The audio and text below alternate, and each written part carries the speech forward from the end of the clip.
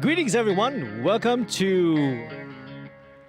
I had to do a double check and see whether I unmuted my microphone there or not, because this has happened to me before live on stream. Forgot to mute my microphone.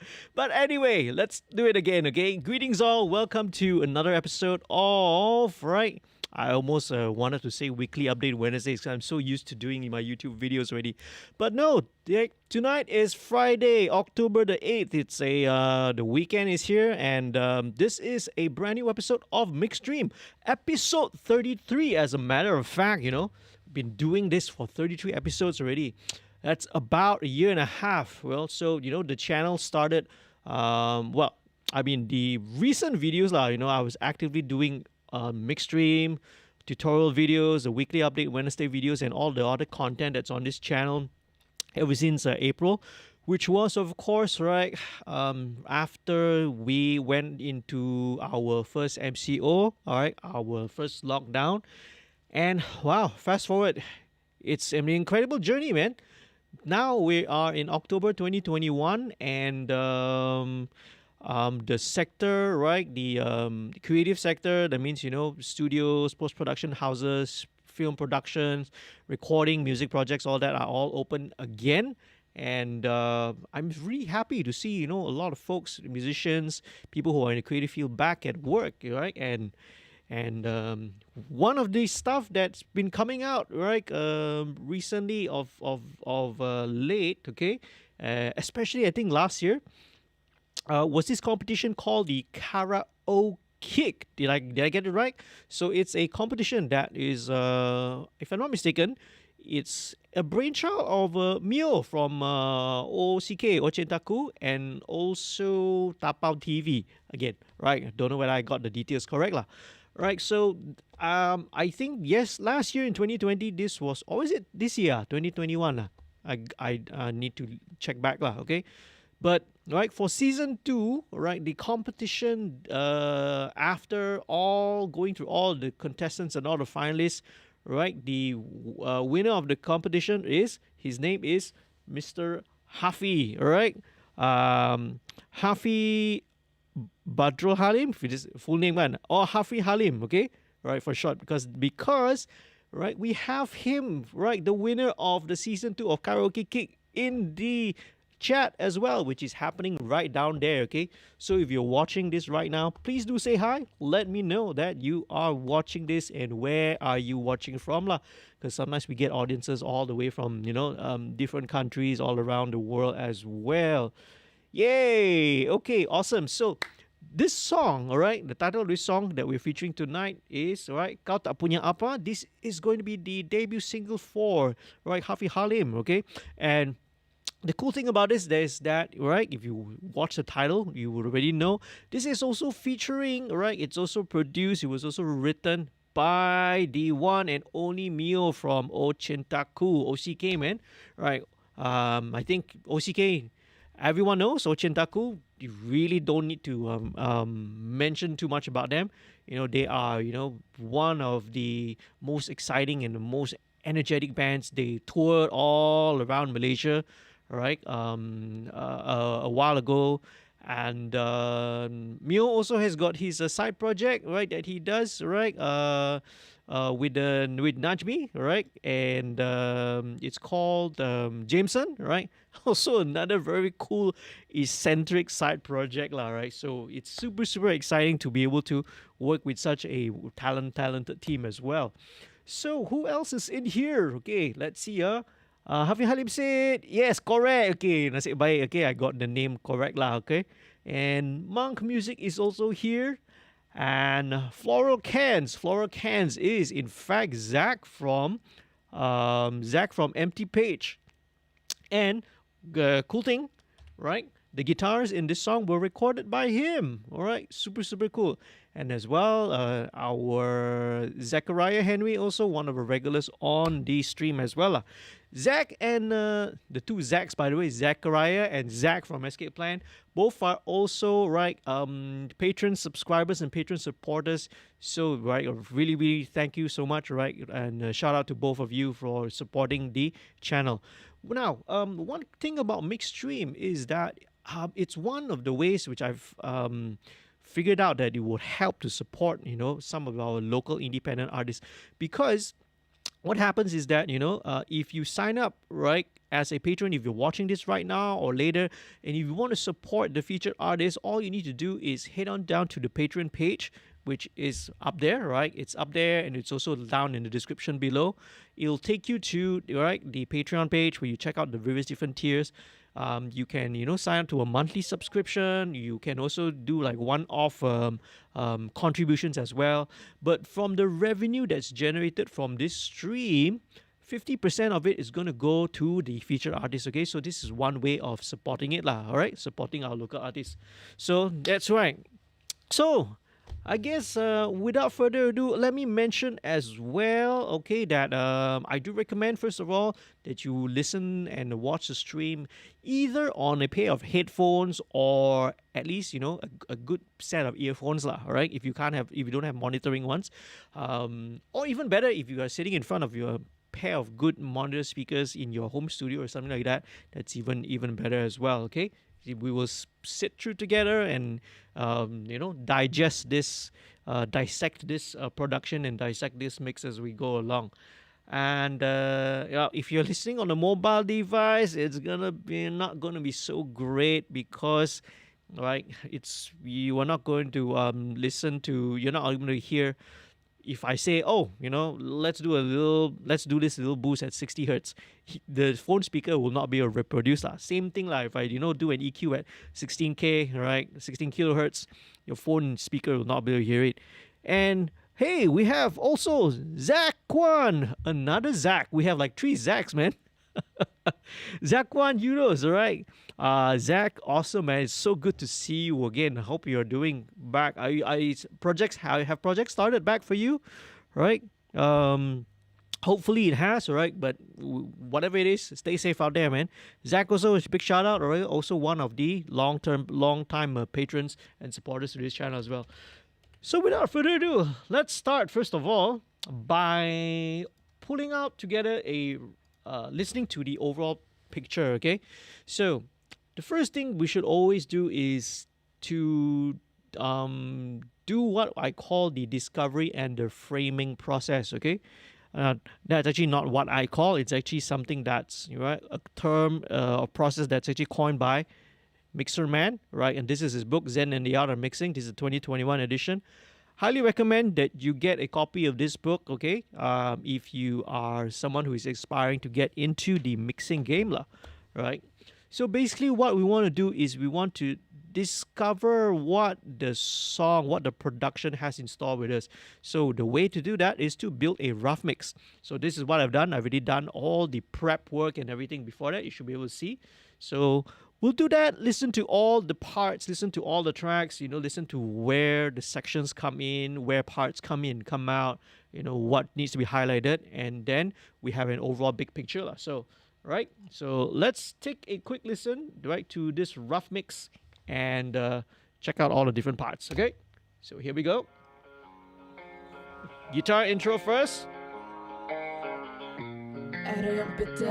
Vocals, short intro, very good. Straight to the point.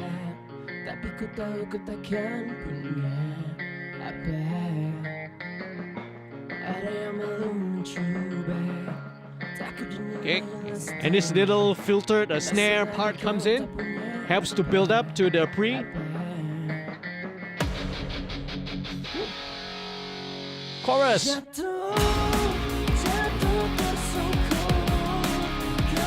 Drum and bass, baby. I like.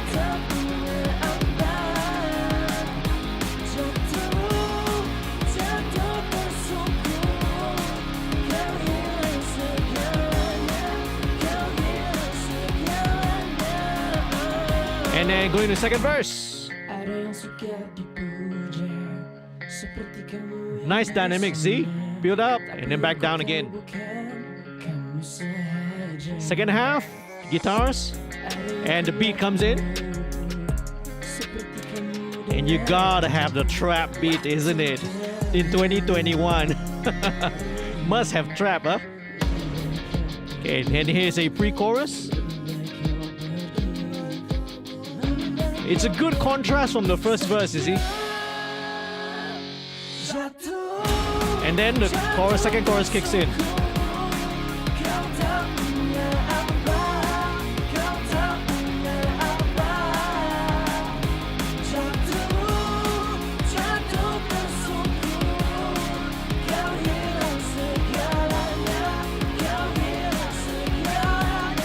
Going to the bridge.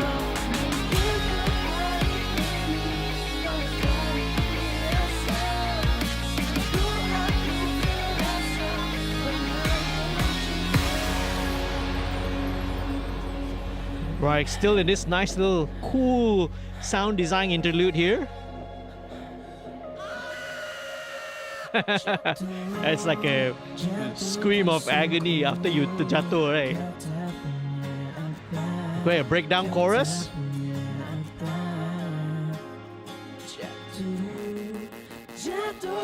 And then last chorus.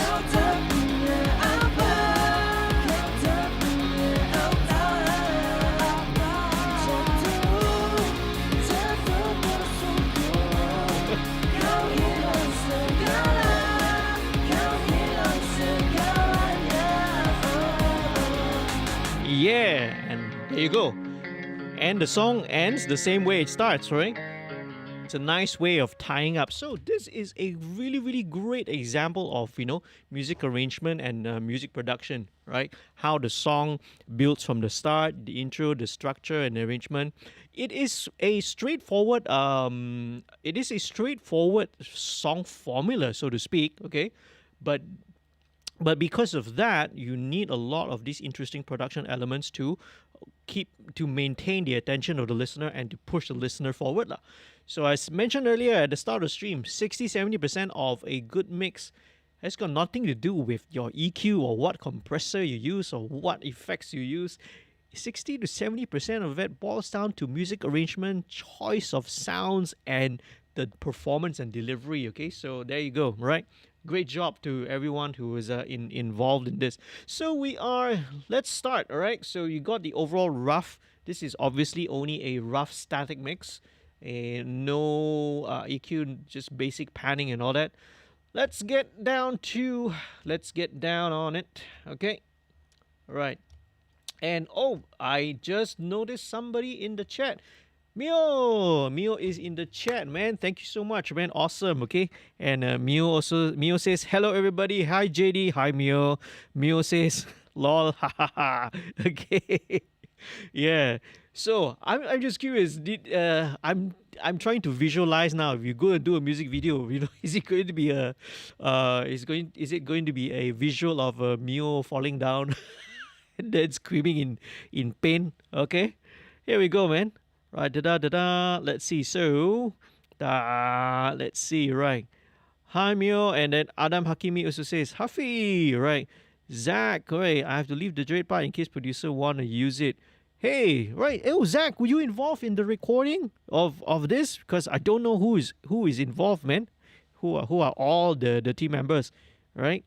And okay, Afiq Iqmal also says love the guitar part. Okay. Yeah, that's awesome, man. Great job by Zach of Escape Plan. Well, I'm going to have a tough time, guys, because there are like 3 Zachs in the chat right now. There's Zachariah, there's Zach, and then there's Zakwan, and it's super confusing, man. So let's start. Right, first of all, very, very important thing for me at least is I always want to get my gain staging and my initial levels right and correct. And I've said it many, many times, so I apologize for those of you who have heard me say it again. All right, gain staging, yes, it is very important even in the digital domain. Okay, you see so many people on Facebook and online always saying that the digital gain staging is not important. Blah, blah.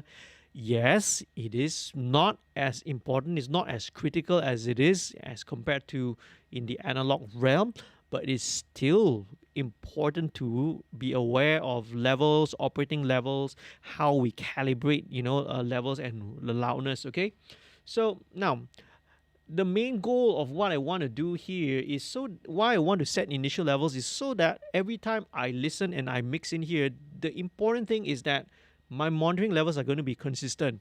And this is roughly at about 85 dB SPL, sound pressure level. So what I'm hearing sitting in front of here from the speakers is approximately 85 dB lah, right? When the whole mix is going.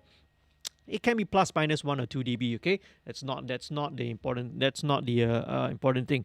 So here we go. Okay, now let's check out first of all, right?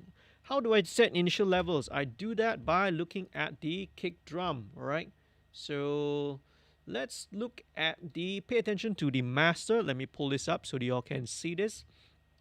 So I have my kick drum peaking at about minus 12 dBFS. Okay, remember, right?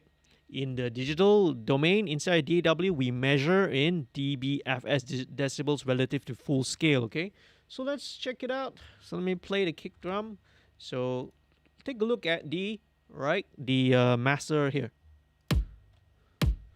So there you go. Okay, there's one occasional kick which kind of goes to about minus 10, one little peak there, but on average they're all at about minus 12 dB lah, roughly that. Okay, so that is first important thing. So there you go. So that's the kick drum already set, and a quick primer just to show you this is what I'm going to be employing on all the different tracks. I'm going to be inserting first of all a tape emulation plugin. This will be virtual tape machines by Slate Digital, and then it'll be followed by virtual mix track with virtual channel here on the SSL 4000G setting, and FG73, which is the Neve 1073 preamp emulation. Why am I using these? Right, I'm using these because I'm trying to emulate the signal flow, especially now we work almost exclusively in digital nowadays.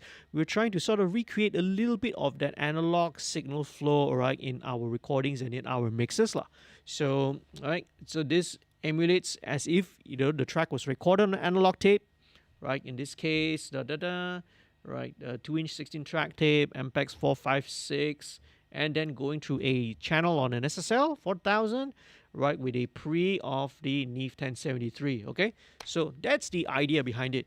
So let's take a look at the kick drum first, and first thing I'm gonna do, let's just high pass it. Okay, I am not gonna do too much. Honestly, there's really nothing that much that needs to be done on this kick drum. Right, it already sounds good the way it is. Right, it's very suitable for the drum and bass drum pattern that it's going. But when we just take out a little bit of where I think, where I suspect might interfere later on. Again, I don't know yet. Okay, it's so early at the stage of the mix that whatever I EQ on this kick drum, it's hard to know what the impact is gonna have later on. So just gonna do minimal stuff. Okay, so there is a little boxiness at about 340. In fact, I'm not going to use that. I would prefer to jump in with the API EQ at about, let's set one. This is the FGA, which is the Slate Digital's version of the API 550.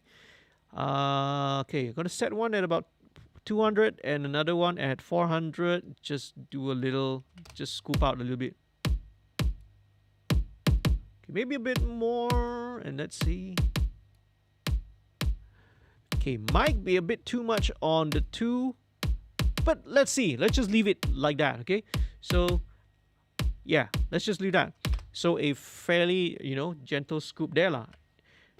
And I am not going to use too much compression on the individual drum parts. I'm not a fan of putting too much compression on the individual parts, but I am someone who would use a clipper or a limiter to do so, right? So here we go, just to catch especially that very loud pick, that one, yeah, just that.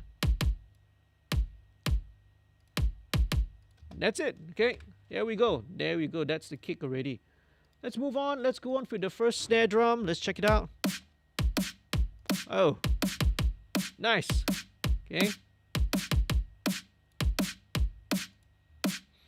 Okay, this one's got a little, that little thing. It's got a little bit of that. Let's find out where the... That's about 550, just a little tiny notch. There you go. Okay, this one, let's play around with this. Let's make this snare just a little bit grittier. And the simple thing, very easier thing to do is just to saturate it. So I'm going to do it using the drive on the FG73. Let's check it out. Let's loop that. Bypass. It rounds off the transients a little bit, which I find could be useful later, right? So let's just leave it at that, okay? So the saying is, we set and we don't forget, all right? This was, again, it's another saying, another phrase which I've picked up from, you know, another well-known engineer as well. You set, but you don't forget, okay? You set it, but don't forget what you did, because later on you might influence some other thing. Okay, snare 2. Okay, now this one. Okay, this is much more a more straightforward live snare samples, but it has got a reverb in it. Okay, right, cool. I want to sort of take away that. Do I need that? Okay, again, I don't know, but now let's investigate first, okay? So there's that little up here.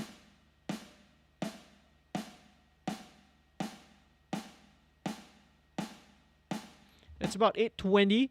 So whether, again, it's hard to know. I don't have a lot of information at this point.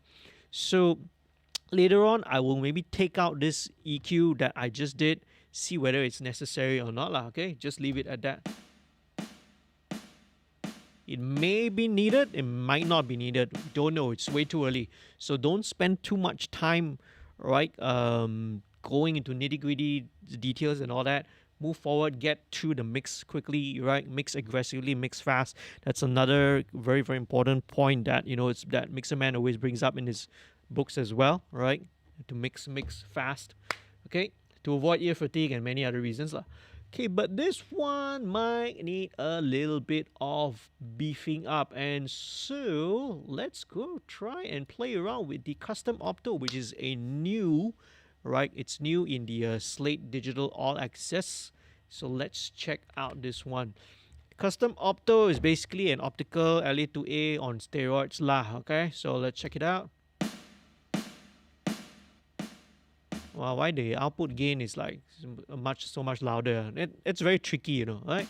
Let me just try and match the output gain first. Okay, all right. So now at least it's the same, roughly the same loudness lah. Okay. Ratio 4 is kind of good. This is kind of where the default setting of an LA2A is, but that's kind of just where I want to leave it. Okay. Okay. Right, because I want it to behave like an LA2, but with a little bit more options lah. Here we go. Let's check it out.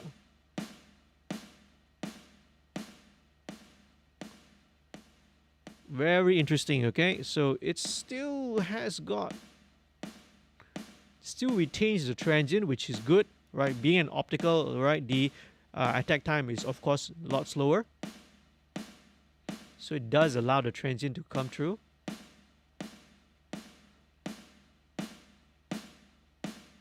Okay, let's bring this up. Okay, this feels like it's a bit too much, but maybe we can put the mix. One cool thing about all these newer plugins nowadays is that, you know, we can automatically do things in parallel.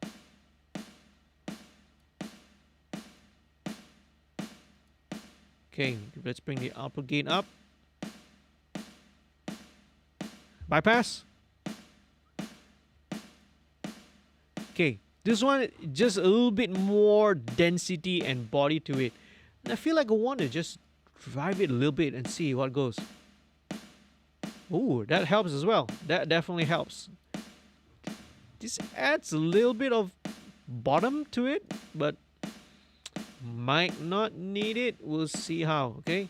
Again, we'll see how. Let's compare the tone. So this is flat. Let's go to smooth. New warm. I like the aggro. I like the aggro. Let's go with the aggro and see. Now, listen in context with everything.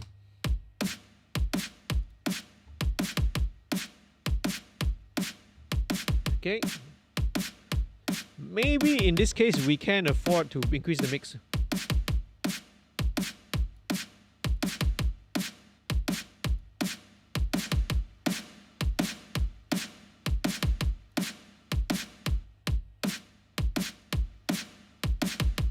Let's bring it down, bring the output gain down. Bring the mix down a little bit. Yeah, okay, cool. That essentially, functions as the reverb to the snare, all right? Super cool. And we actually have a snare reverb track here, all right? This one, it's cool because it's not on every single snare. This one actually is it's on every two, right? So instead of four, it highlights it, accents it, which is cool, right? It gives a different pulse to it. So let's check out.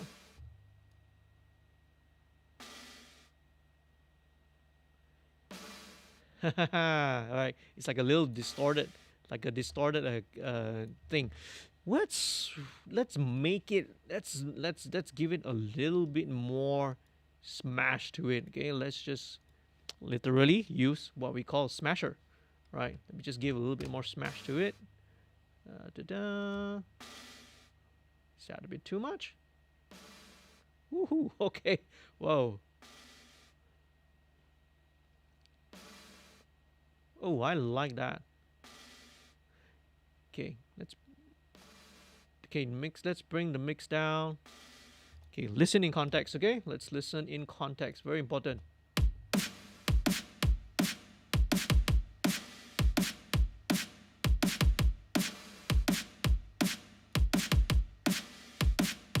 Let's bring the mix back down.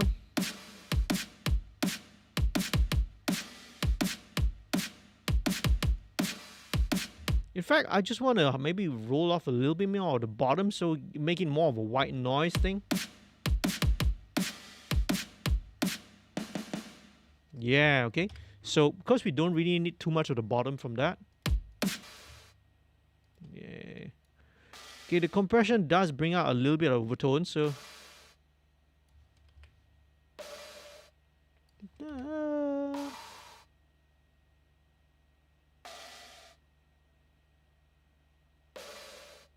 around there.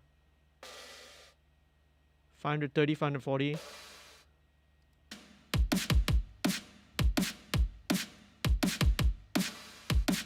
Yeah, so just getting more of a white noisy kind of thing. Maybe a gentler slope.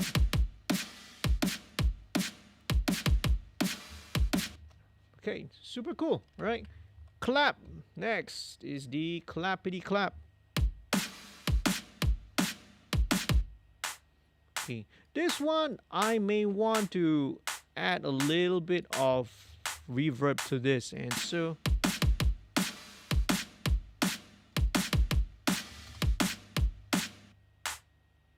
okay, it's got a bit of this little fundamental. It's like a stick snare mixed with a clap.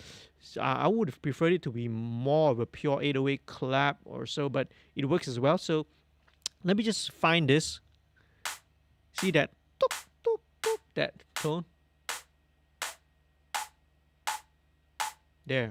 I kind of want to take that out because, yeah, so it's more of a classic 808 thing, right? Because the other snares kind of already occupy that space, so they didn't feel that it really needs to be there.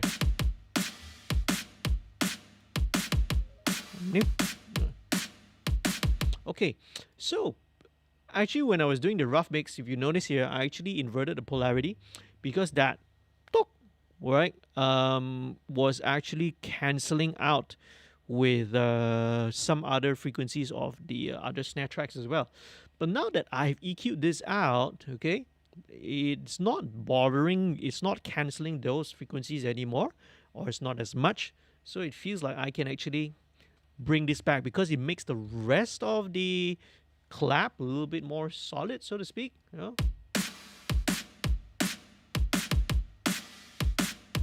Yeah. Okay. Okay. Now, same thing. I think I feel we need to saturate this baby. Okay. This is not doing what I need to do, but so I know exactly what will do the job. Okay. And this has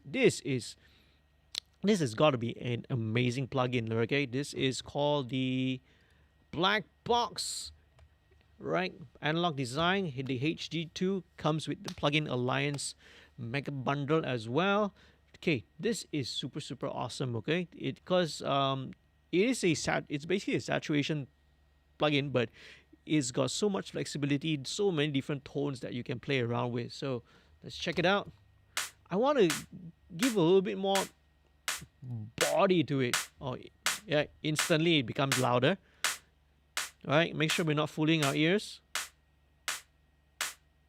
Okay, yeah, make sure we're not fooling our ears. Okay, okay, let's see. Okay, generally saturation. Let's go with pentode. Oh, hello. That was like super loud.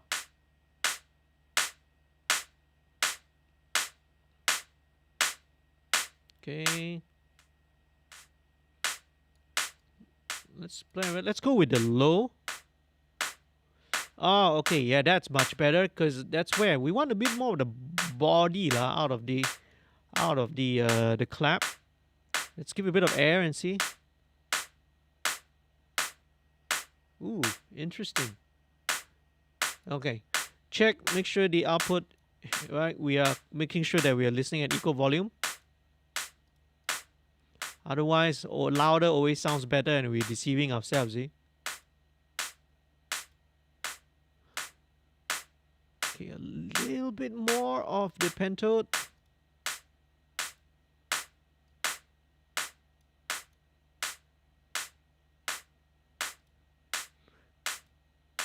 So yeah, just a little bit. Okay, let's back off on the air. Doesn't need too much of this lah. Let's go again. Bypass.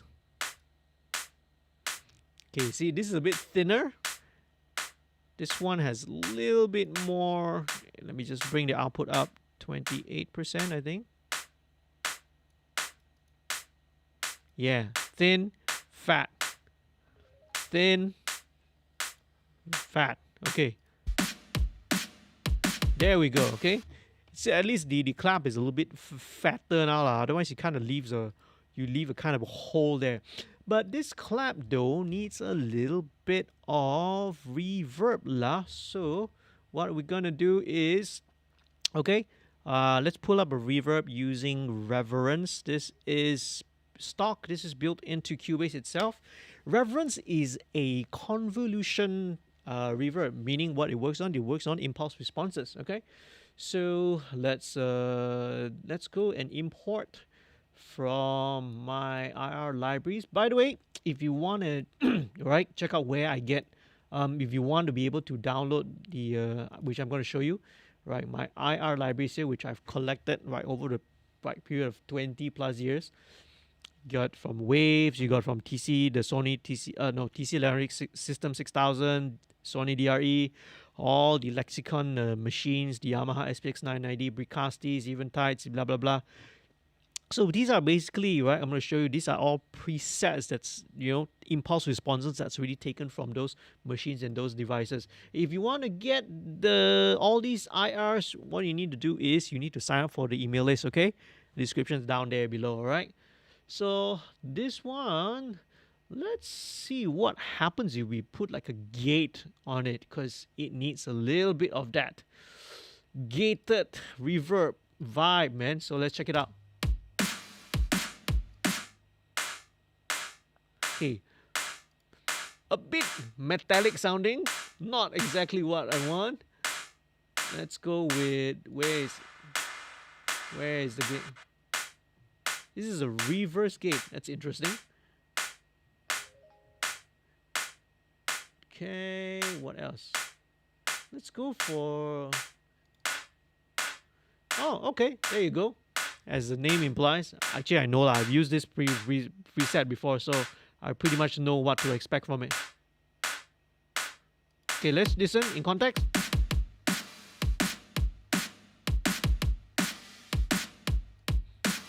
Alright, okay, need to EQ this reverb a little bit, and where we go, let's solo the reference, because it has a bit of honkiness. At about 870, let's take that out. There you go. Alright, super simple. Hi-hat next. Okay. Let's just high pass everything at about 350. Now, should we do something interesting to this? Probably. Let's try and play around a little bit, okay?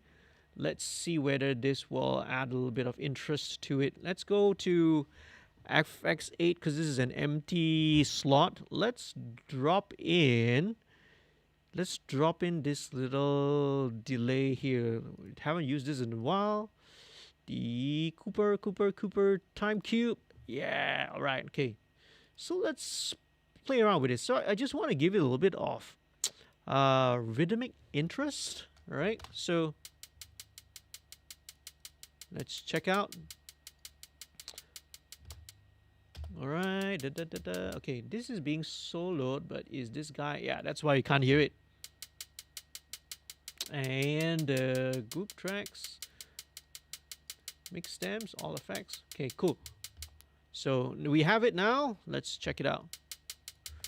So let's go with I want to go with a very interesting kind of rhythmic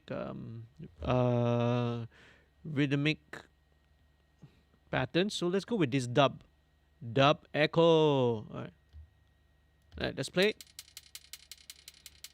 Too short. Let's go for splatter. Ah, okay. Dual high pass. There we go. All right.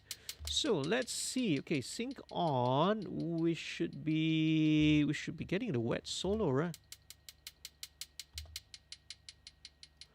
Okay, echo volume. Where is the mix of this?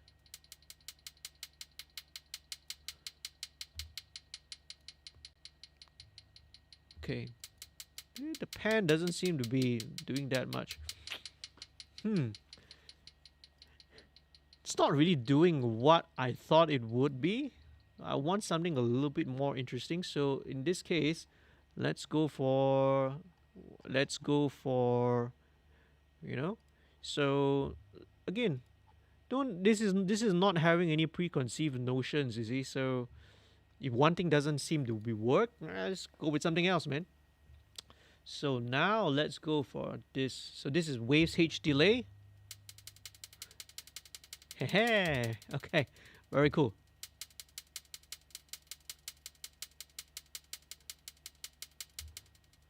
Okay, so there we have it. So this should be 100% wet, by the way. Let's filter it out.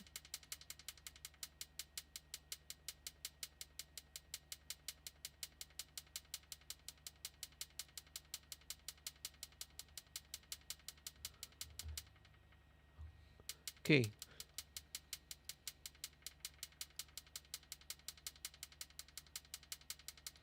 Okay, now the thing is that this seems to be, you know, panning a bit too far to the right. So let's pan it to the right.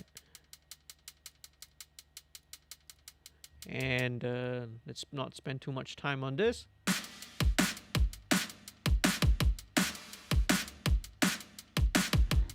I just want to add a very subtle bit of movement to it, that's all. So instead of just a straight chick chick chick chick chick chick chick chick, it goes a bit of a chicky chicky chicky chicky chicky chicky chicky chicky. All right, a little bit. It's very very subtle. In fact, this should just go all the way.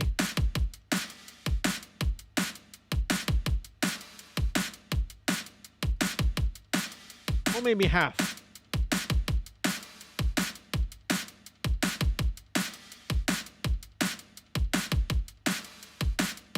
Okay, I feel like I want to give it again a little bit more emotion also, so let's go with a little bit of phaser.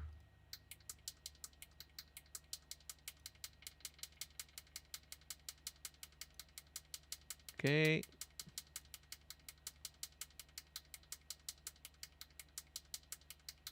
Bit of modulation. So it gives each hi-hat hit a slightly different tone. So a little bit more human lah, so to speak, okay? So even the phaser, a little modulation will help with that. Okay, open hi-hat.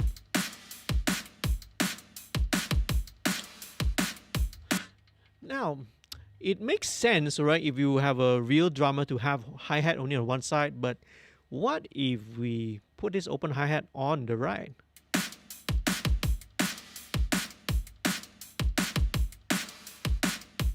Okay, I think not. Let's keep it on the left, okay? The reason why is because there's actually a right cymbal later on. So, yeah, just leave it there, okay?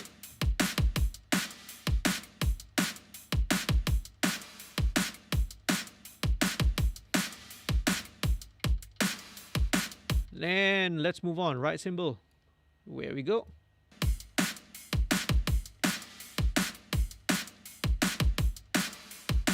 Yeah, so see, with that, it doesn't need to, right? Because you have the right cymbal, then this open hat doesn't need to go there.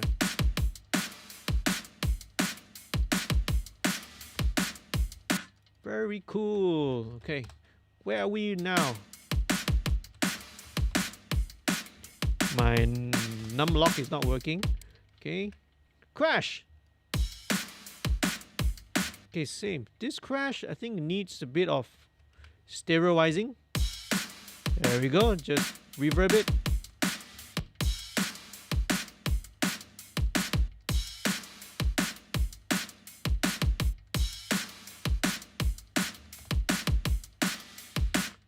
Okay.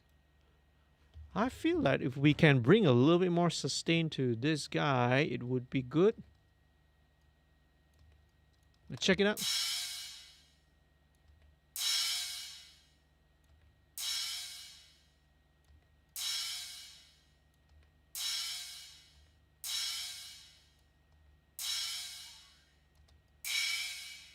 Okay, it's got a bit of ringing at 2.3.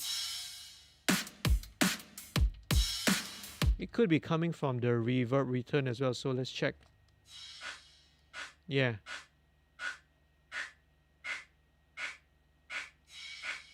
Yeah, some of it's coming from the reverb return, so let's make sure we get that.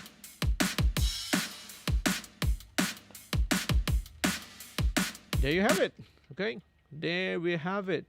So let's move on. So that is the drums. Actually, before we do that, let's check out. Okay, so I mentioned I don't put a lot of the compression on the individual drums, but I will put on the I'd love to use the compression on the overall drum bus instead. And my favorite tool for that is the API 2500. So let's go for it and see. All right, let's see how it responds. Very good. Let's bypass. Interesting. Okay, let's bring it up first. Compensate 1 dB. Bypass.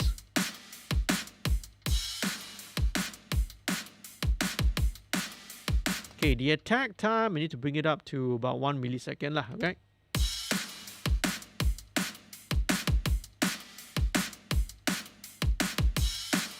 Maybe a bit more, 3 milliseconds.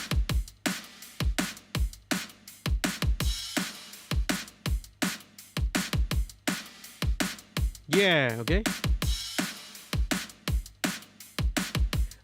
It allows the transient of the snare to come through a little bit more.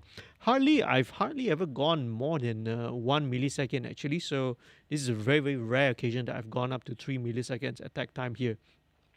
How does it sound again with the fastest attack time?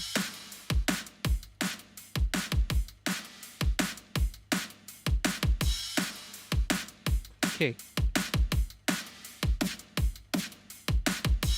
Okay, I think I know. This clap now is the transient of the clap seems to be, you know, taking a bit too much of the transient of the clap. We need to sort of soften it a little bit, and let's just use the envelope shaper.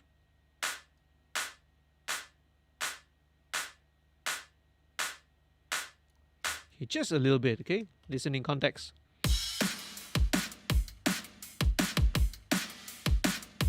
Yeah, all right. Better because you have, when you layer sometimes several snares and then claps, they all have some transient, and if the transients don't work well with each other, they can kind of fight. So I pretty much want the main transient from the snares, and the clap is just there to add that psh, that white noise, you know, kind of a blast of sound to it, you see.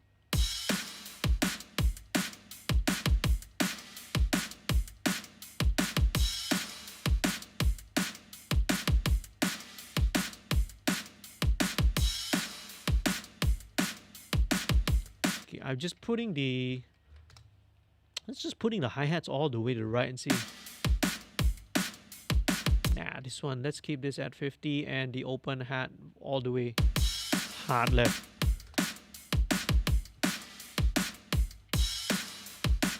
Let's put the right down.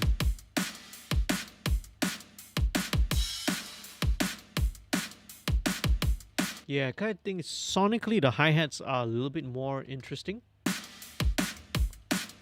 And there you go. That's drums. Okay, let's move on quickly. Let's go next into the bass. So, is this a live bass, by the way? Right? Yeah, awesome. Wow, we got some of the cool comments here, man. Let's go with bass first of all. Guys, is this a live bass?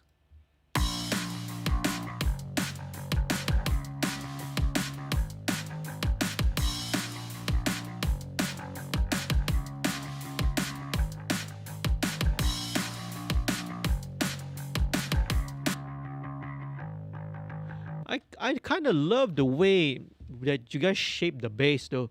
The doesn't have too much of the sub frequency, which works because you have a sine bass which actually is doing all the sub, taking care of the sub, which, you know, I think this is a great you know, shaping of the sound lah, right? So that really, really helps.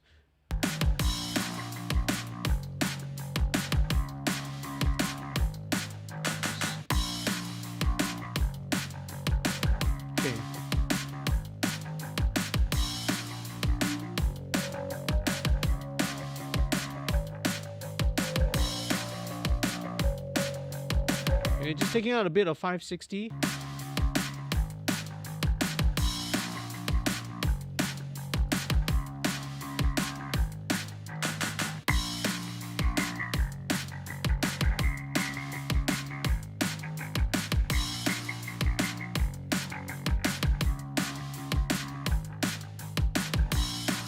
Very nice. Okay, so all of these basses are being collected, right, and being sent to this bass group over here. So let me just very quickly just run through what I'm going to be using. Well, folks, if you've already seen my channel, I've seen my videos, you already pretty much know what I have on the bass lah. Wave C4 multi-band compressor with only the lowest band activated. This is to just to control the very, very bottom end, right? But let's check it, see.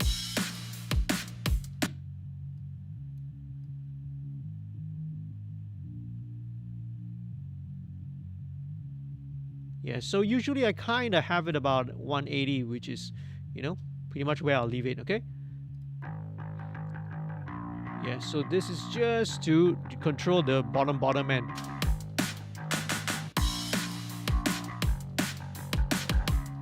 Okay, now with some of this live bass, you can have a little bit of that boxiness, so let's just try to get rid of that.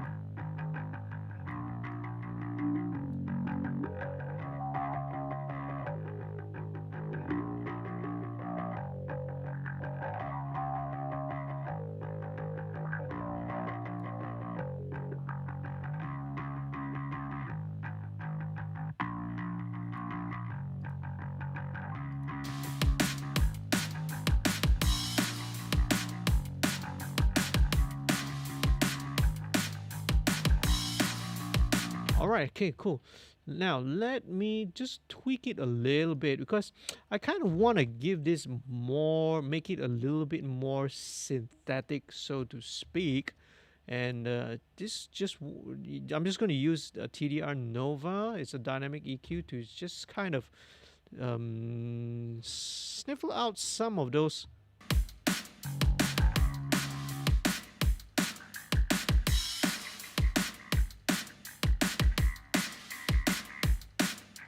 Right, just to iron out some of those. I wouldn't say annoying. It's not annoying, but it's a bit more rockish.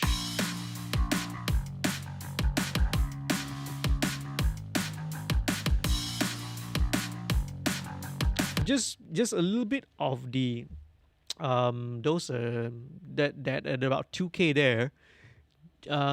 Probably might interfere with the guitar, so just, you know, use a bit of dynamic EQ to,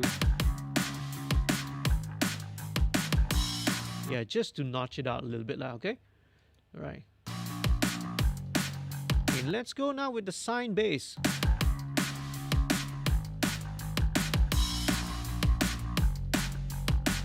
Let's solo this.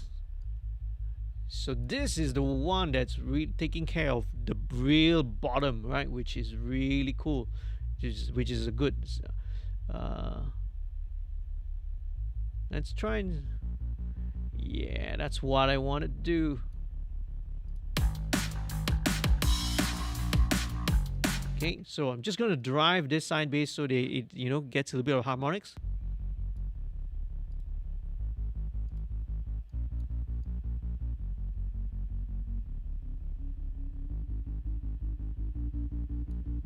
Okay, but I'm going to take out a little bit of 300 here.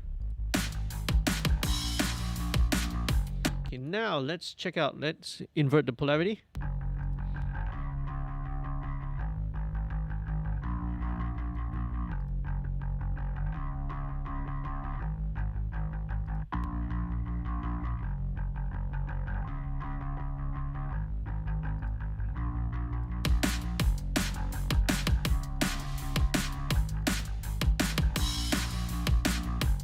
So yeah, so you see now they work really, really well together now, right? Because as I mentioned, the live bass that you guys did, I was quite surprised that it did not have too much of that super bottom end, and it's perfect because that's where the sine bass comes in. Now, I'm just afraid that the sustain of the sine bass might be a little long though. So let me figure out if there's a way to, I could use the envelope filter, but envelope shaper, but I think, let me try doing this, right? This is chopper. Get to the chopper, all right?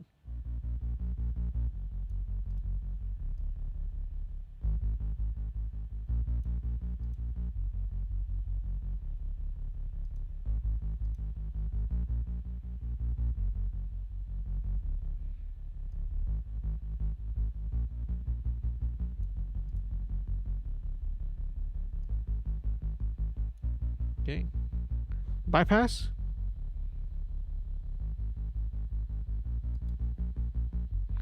This makes it slightly pulsier, because chopper is basically that, you know, it's applying this little LFO to it.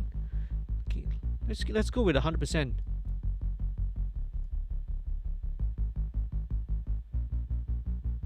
Okay, let's go with the depth a little bit lower.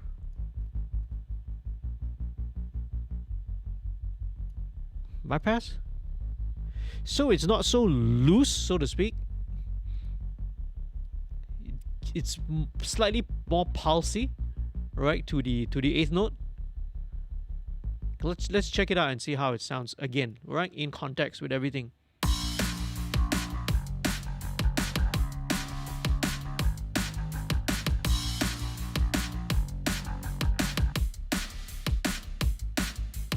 Too much lah, okay, all right. It seems to be now it's robbing away too much of the bottom end. So let's.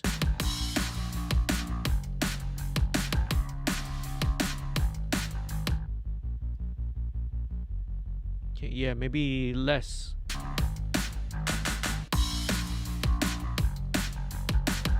Bypass.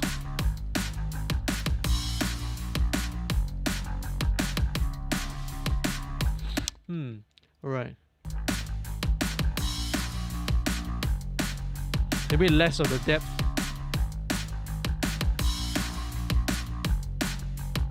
Bypass. Let's invert polarity. Oh no, definitely not. It's bigger with the way it is. Okay, cool. So let's move on first. This might help to give a little bit of what we exactly needed. So just trying to get the relationship between the bass guitar and also the sine bass. But now let's bring it through. Let's run it through the 1176.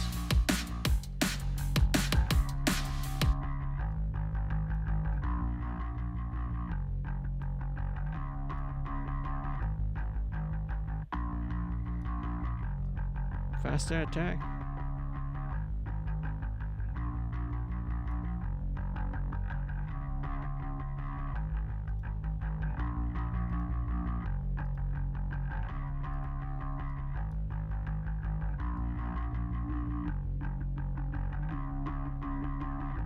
The 300 Hertz always keeps popping up.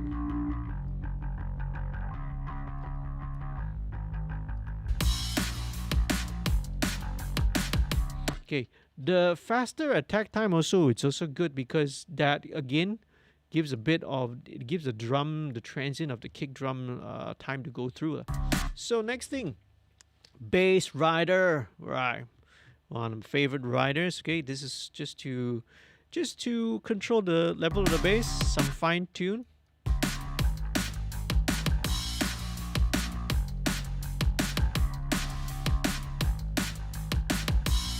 There you go. And then MV2, just to bring out a little bit more of the energy. This might help. All right, let's give it a try.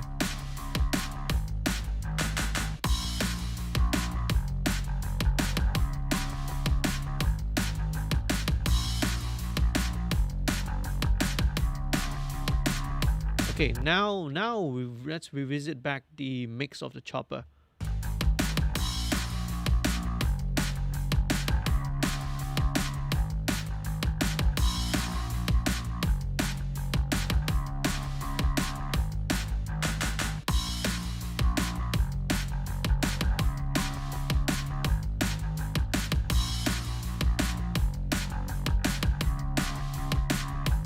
Okay, we're gonna need a little bit more of dynamic EQ on this.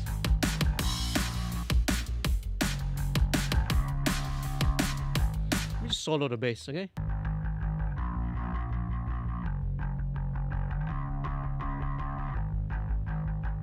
Because I think there's some ranges where the sine bass and the bass guitar would overlap.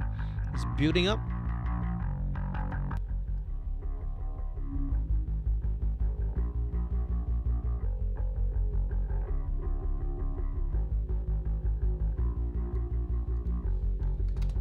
.380 Hertz at about there.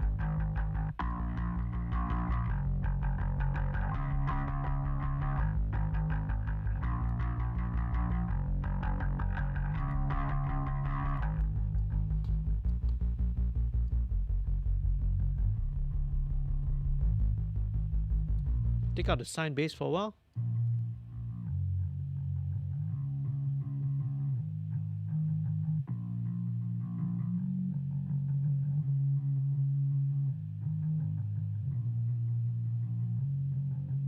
Yeah, so it's around there, I think, which is kind of interacting with the sine bass. It's always tricky, you know, when you are trying to mix a live bass with a electronic bass. So you have to make sure they both kind of play together well.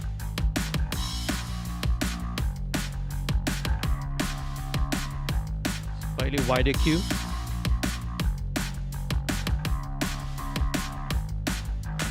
Let me bypass this.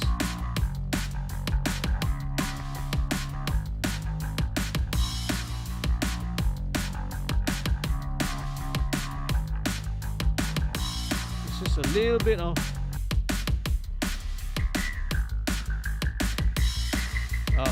is actually still a little bit of the 2K there. So let's take out the 2K.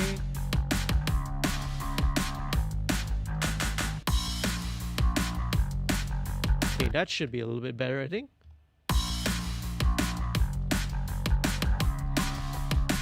Very cool. Okay, now the last one that we want to put in, right, the last piece of the puzzle is this synth bass here. At the moment, it's also buzzed to the bass, but I got a feeling, let's see how it sounds first. I might send it to a totally separate, independent on its own, because I don't want to interfere with this.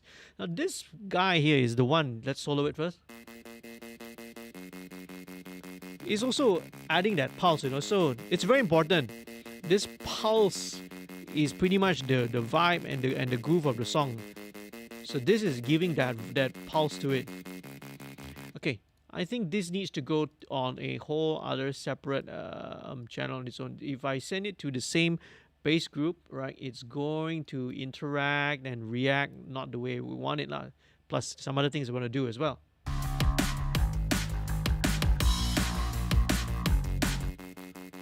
There we go. Okay. Right, let's try it. Let's see. Let's saturate this. Let's bring up the trim. Let's bring up the trim control so that it gets a little bit more. Right, it gets a bit more juice.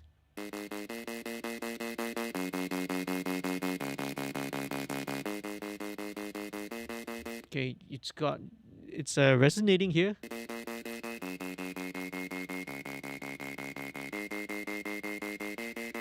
Ooh, around 2K or so, so you know that's gonna mess around with. So in fact, let's try a wide cue here to get rid of this. It's really weird. It's got this little notch here, and then you get the resonance on both sides of the notch.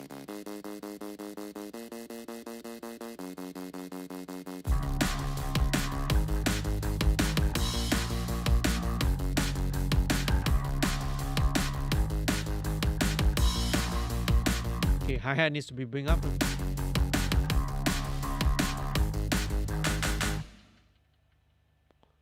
Okay, very cool.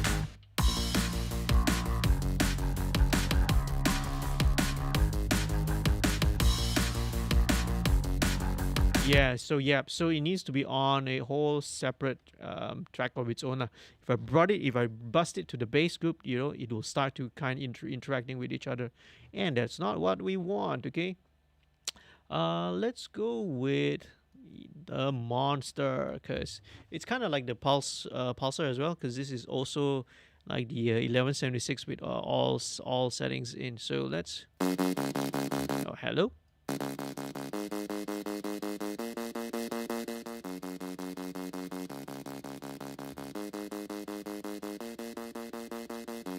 Let's detune sound high.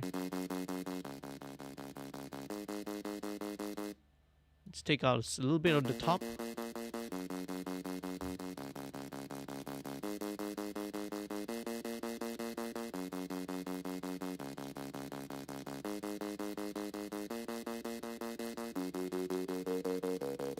Okay, let's get rid of this. It's kind of permanently there, this 450.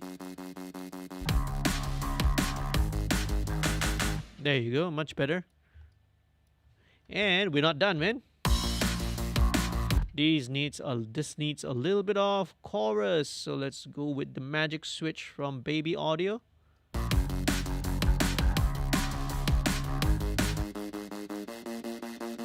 There you go.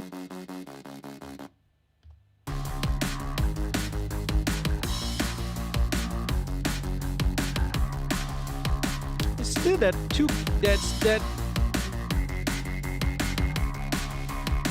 that's still bothering me though, so let's try a little more.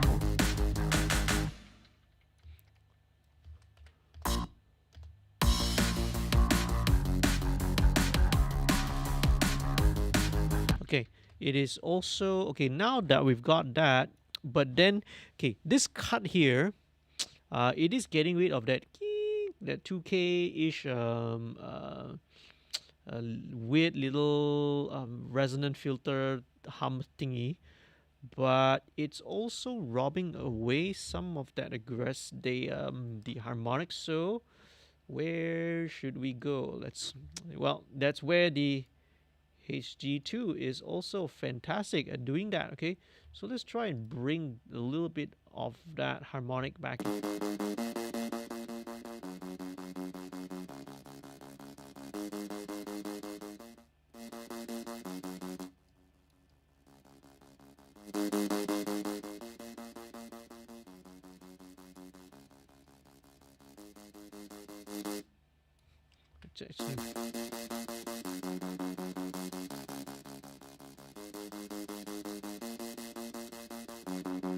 Oh, let's keep it flat now. Bypass.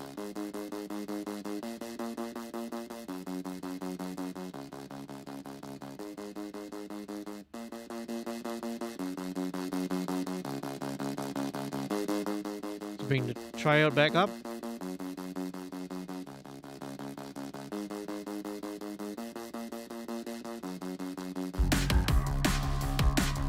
Bypass.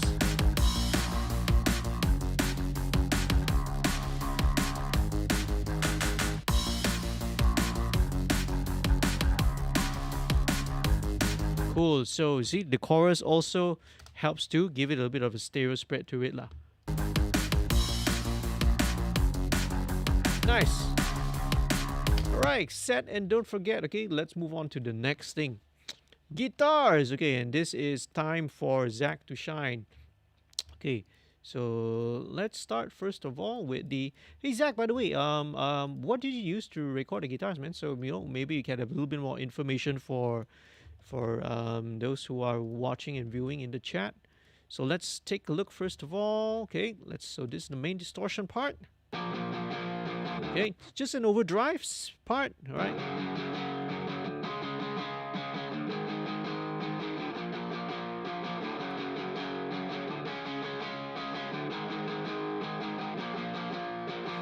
Okay, right, cool. That's all that's needed here.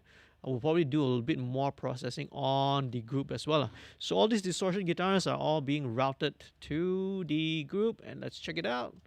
Right, let's link it. Let's.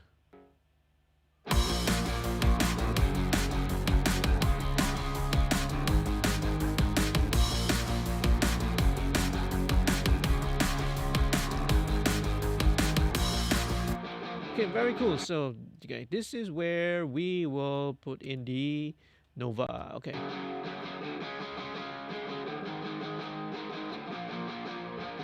So just check out a little bit of that low mid. About 200, right? It's usually a culprit kind of a range, 200.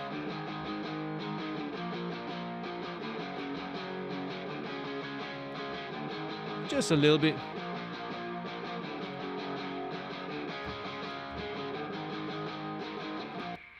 Okay.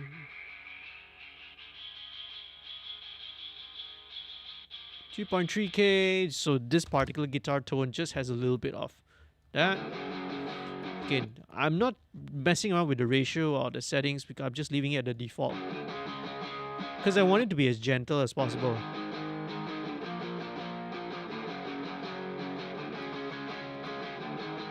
Maybe a little bit more.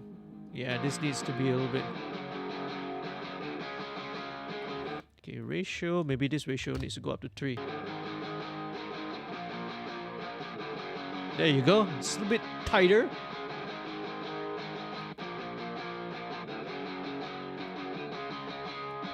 Okay, one more.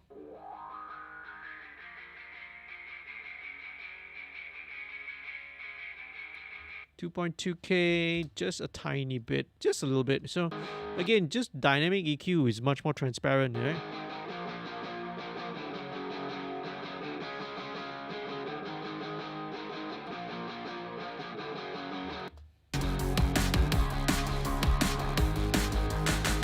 Okay, let's go. All right, cool. So there we have that. Let's just need to brighten it up a little bit. And I've been using this, man, the Better Maker, quite a bit for guitars, right? Yeah, it's a really weird user interface. Really takes getting used to for when the first time using it. But after a while, you kind of get used to it, lah, right?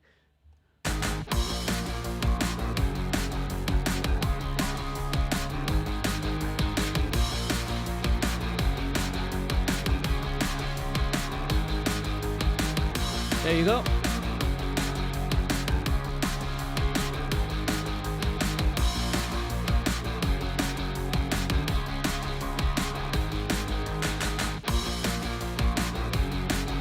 Yeah, okay, that really brings the guitars much more forward to life. Now, just a little tiny touch of the LA3A, lah. Very tiny, tiny touch.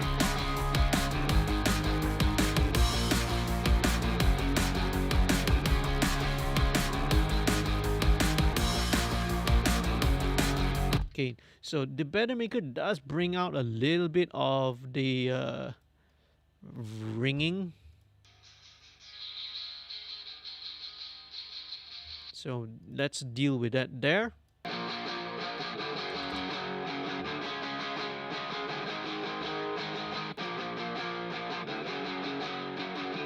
Actually, that's fine, actually.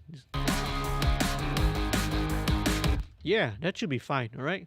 So, same goes. Let's go with the high distortion. Let's check it out first. So these are like octave lines, lah.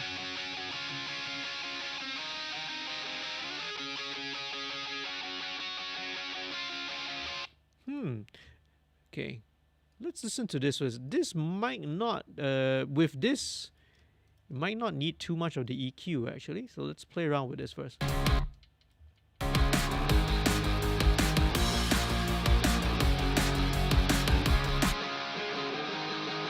Let's take out the Better Maker EQ first of all, and let's just blend this one in instead.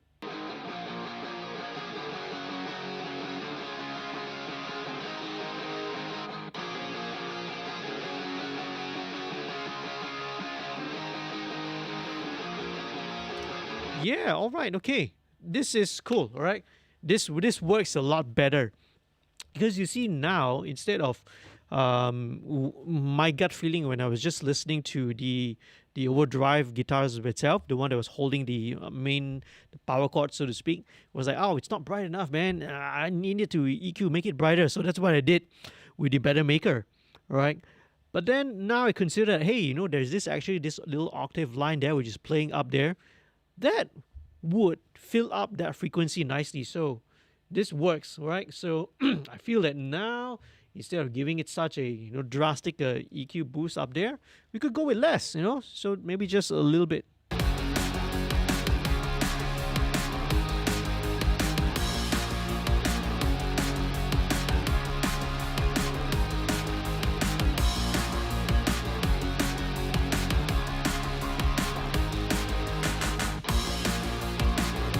There you go. Yeah, there we go, man. All right. That works much better, much better right now. Okay, now what do we want to go next? Okay, now, as you notice, I'm not even gone to the verse yet. Let's just work on the chorus first. I wanted to, let's see. I wanted to, it's sometimes much more useful to work on the important part of the song. Because sometimes when you work on the verse first, then you work it, you EQ, you make everything fit nicely, right? Then suddenly, sometimes you will find that, oh, I'm having trouble you will have trouble trying to lift the chorus up dynamically in another way. So if you find that if that can be challenging sometimes, because you find that you hit a brick wall. So very easy way to sort of do around is to reconstruct it and to work backwards. Work on the chorus first, right? Because it is the most important part of the song anyway, right? That is the part where, the listener will sing along and so to speak. That's where the chorus hook is. So let's do that itself, all right? I got quite a lot of parts, man. I did a low cut on the live bass, JD. Oh yeah, all right. That's great, yeah, because it does help with the... Yeah, because it does help with it. All right. Lot of information inside here. For the rhythm, we use Bias FX MSIM. Guitar Zac used a Tele. Octave and melodic guitars were recorded by Myo himself. Okay, very cool. Very, very cool, man. Zac also said gated reverb, one of those things that popularized in the 80s, which I'm glad is making its way back into today's music. Yeah, music is always a fashion, man. It always goes in cycles. In cycles. Okay, so here we go.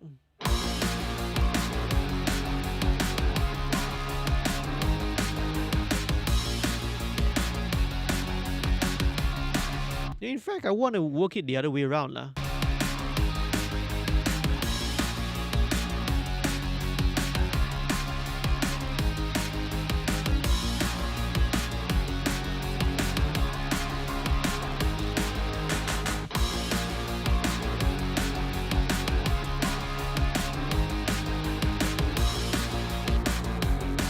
Okay, right, here we go.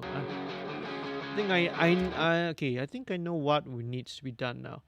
I think I need to EQ this separately. So let's EQ the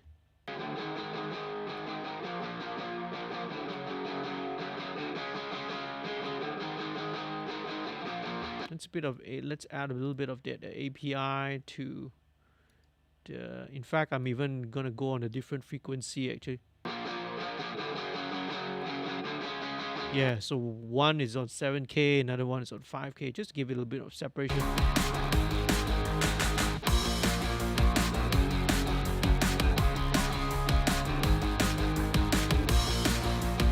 Yeah, that's better actually.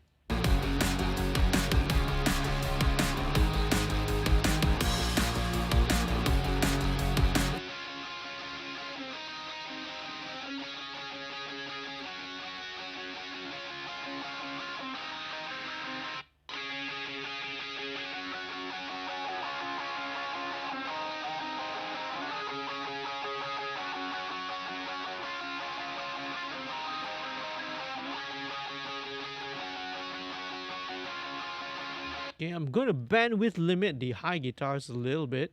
So let's see how this plays instead.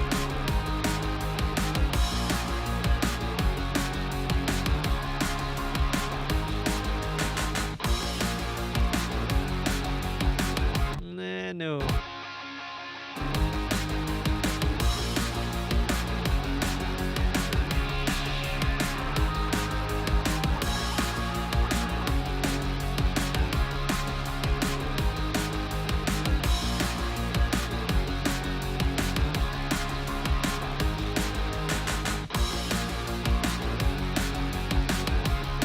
Bring the main overdrive down.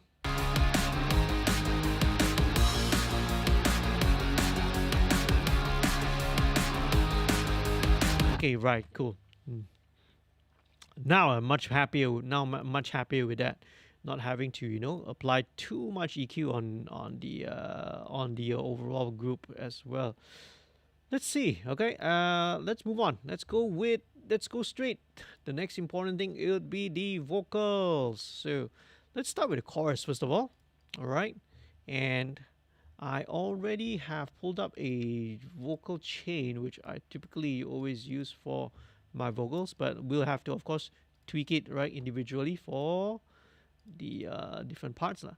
So let's check it out first of all. Let's balance it. Jatuh, jatuh tersungkur, kau tak punya apa, kau tak punya apa.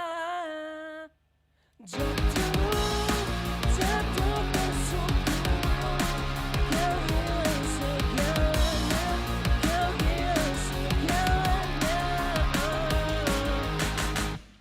Ada yang suka dipuja. Alright, okay, here we go. Hey, I'm curious actually, what were the vocals recorded with? Because it sounds like a dynamic. Jatuh, jatuh tersungkur, kau tak okay, let's take out some of the bottom end, right? punya apa, kau tak punya apa. There's a little bit of like slight overdrive distortion on the vocals as well, man. Jatuh, jatuh tersungkur, kau hilang segalanya, kau Okay, let's take out a little bit of the 600 area with, with TDR Nova Dynamic EQ. This time I'm going to go into the wideband mode. Set a ratio of 3, fastest attack, fastest release. It helps to clean it up a little bit.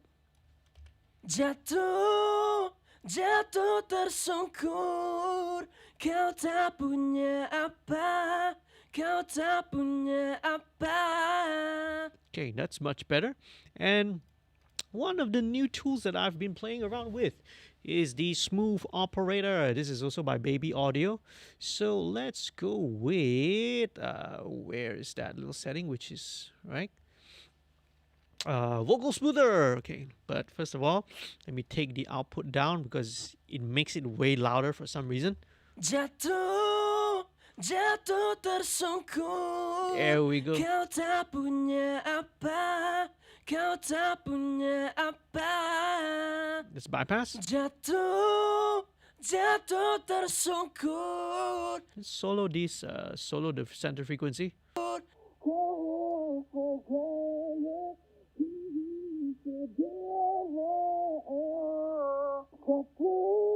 Yeah, so it's kind of around 400.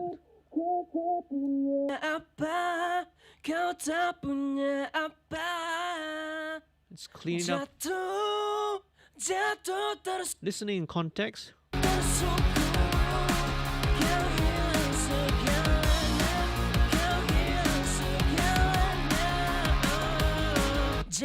Okay, all right, very cool.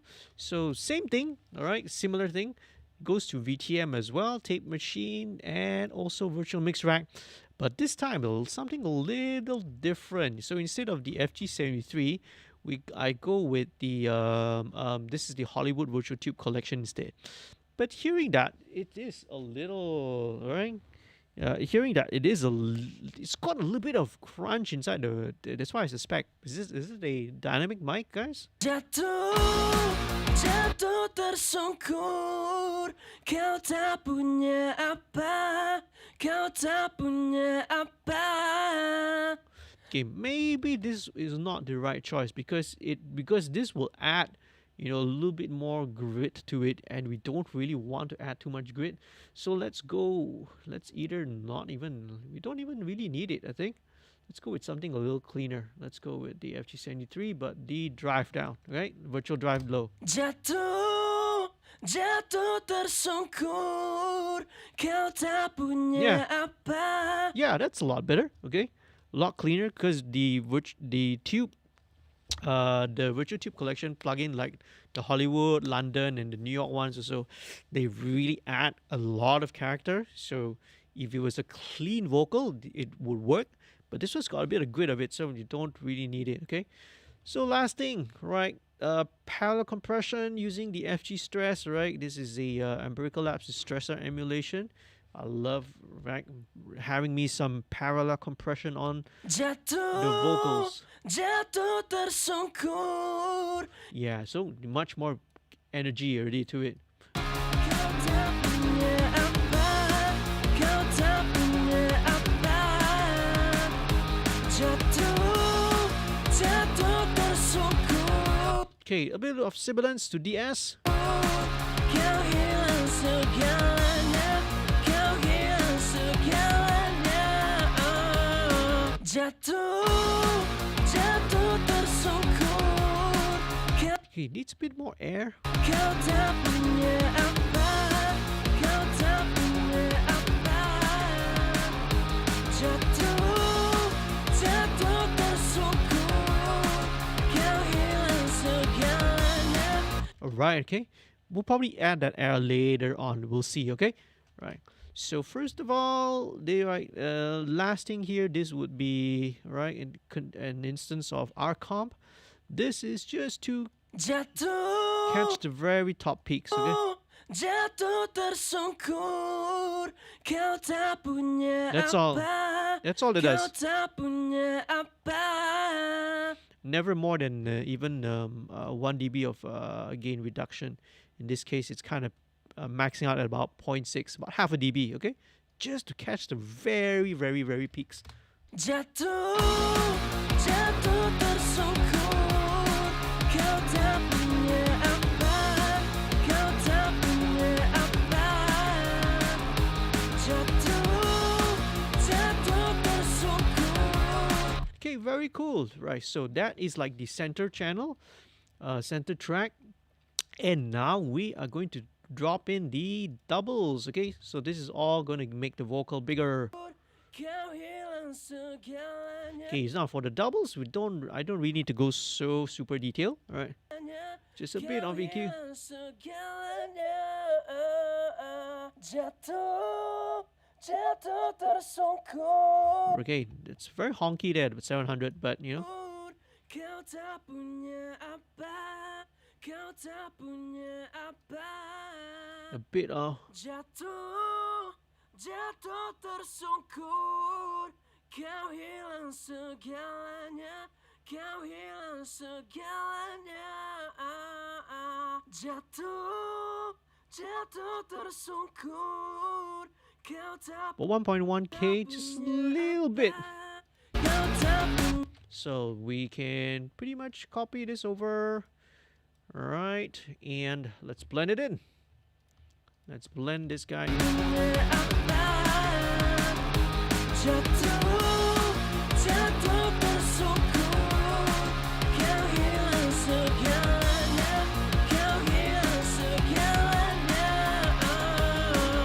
Nice. Okay, there we go. All right.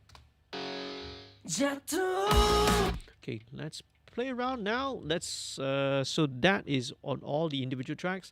So all the main vocals of Hafiy's lead vocals are all going into this group, right? Everything is all being bussed to one single group for further processing. So here we go. Let's play around with a little bit more. 1176 once again. Jatuh. Slowest attack, fastest release, right? One of the classic settings of 1176. Jatuh, jatuh tersungkur. Kau tak punya apa, kau tak punya apa.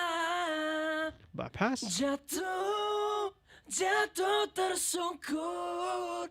Kau hilang segalanya, kau hilang segalanya. Ada yang suka. Jatuh, jatuh tersungkur. Let's bring the double vocals more like halfway, midway. Kau tak punya apa, kau tak punya apa. Let's link the two so it's easier to handle and to deal with. Jatuh, jatuh tersungkur. Kau hilang segalanya, kau hilang segalanya. Nice, okay. Ada yang suka. So now, okay, now let's bring up the air with the pull tech, okay? So let's check it out. All right, pull tech, let's go to about 12. Let's start about 10 lah, all right? Jatuh, jatuh tersungkur. Kau tak punya apa, kau tak punya apa. Jatuh, jatuh tersungkur. Kau hilang segalanya, kau hilang segalanya. Okay, let's leave it there for now. I want to play around and just add this guy here, and this is the Fresh Air from Slate Digital once again. Okay, so this one is a little bit different. It is actually an emulation of the Dolby A noise reduction system. It's a trick that's it's used right during the analog days to get a little bit more high end out of it lah. I won't explain too much. You can do a little research on what that is, right? The Dolby A's. But it's unique in the sense that it adds the highs in a way that an EQ does not do. So, right, it's kind of like companding or compression kind of a thing, right? So let's check it out. Ada yang suka dipuji. Let's go with it. Jatuh, jatuh tersungkur. Kau tak punya apa, kau tak punya apa. Here we go. It's really adding it. Jatuh, jatuh tersungkur.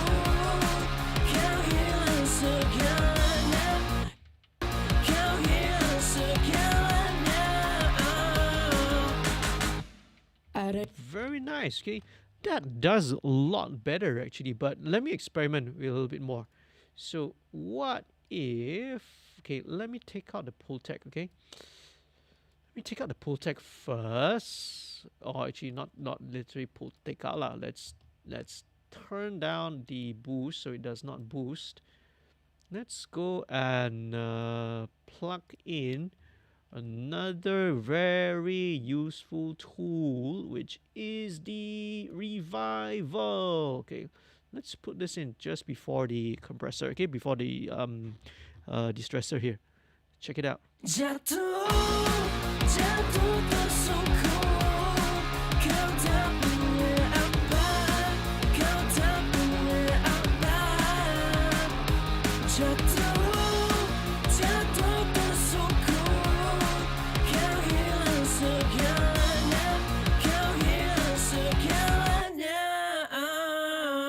I like what it's doing, man. It's I think putting it pre, it's better than doing it post with the EQ. Let's take out the EQ and let's see.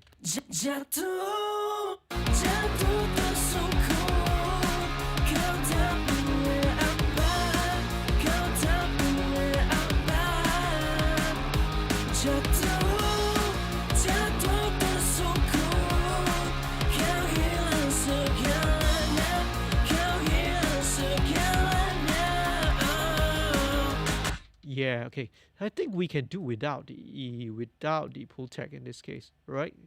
It feels a little cleaner, right? Pull tech, right? Also, because it's a tube circuitry, can also give a slight warming effect. So maybe it doesn't need it.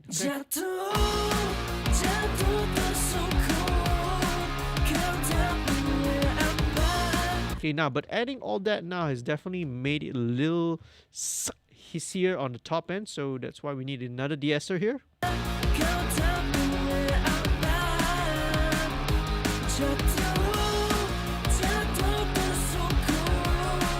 Much better, okay?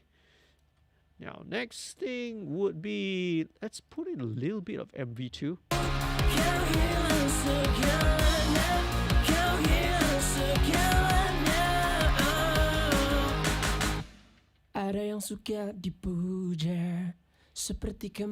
Okay, that is the verse one. We don't go into that first.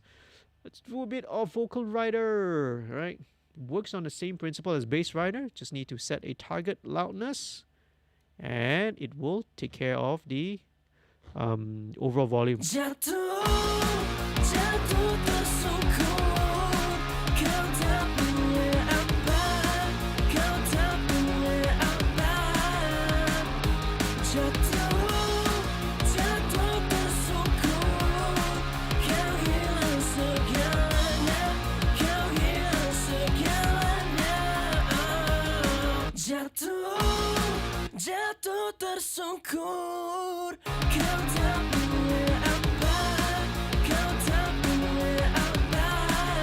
Okay, a bit more.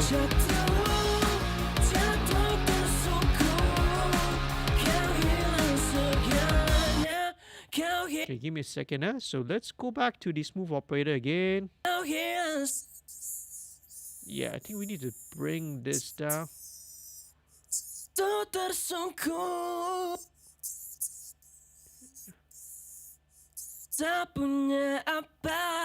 Listen in context.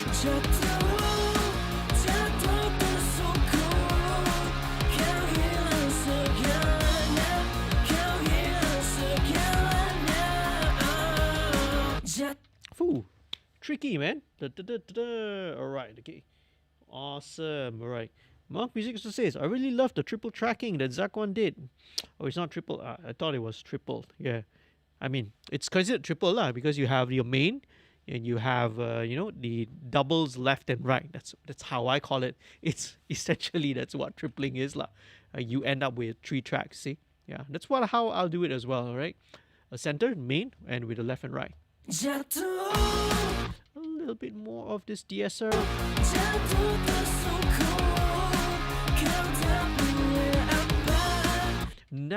maybe I can bring in a little bit of the pull tech, but back down towards the upper mid range. Kau tak punya apa. Jatuh tersungkur. Kau hilang segalanya. Kau hilang segalanya. Okay, right. Let me take out a little bit of the top end from the doubled vocals. The left and right doubles. Right. Don't want too much top end from that. Jatuh tersungkur. Yeah, otherwise the sides seem to pop out a bit too much. Jatuh tersungkur. Kau tak punya apa. Kau tak punya apa. Okay, let's leave it now at that. So let's apply the same treatment over to the verses. Let's check it out, okay? Ada yang tak bicara, seperti raja yang punya segala.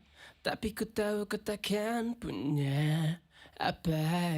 Alright, very cool. Okay, let's bring in this guitar because this is pretty much what the foundation of the track is. Let's bring in the clean guitar. Check it out. Segalanya. Ada yang suka dipuja, seperti kamu yang There we go.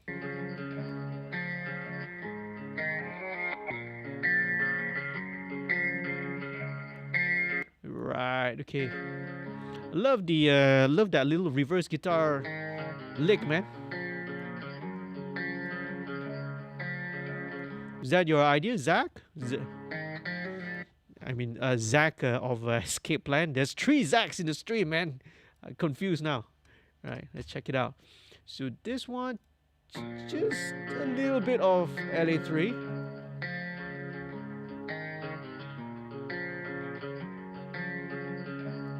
Just a tiny touch.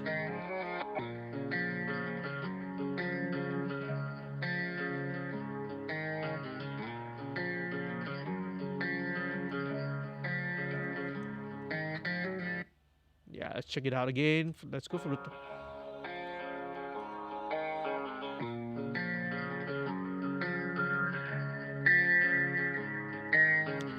okay, I think we need a slightly wider cue to this.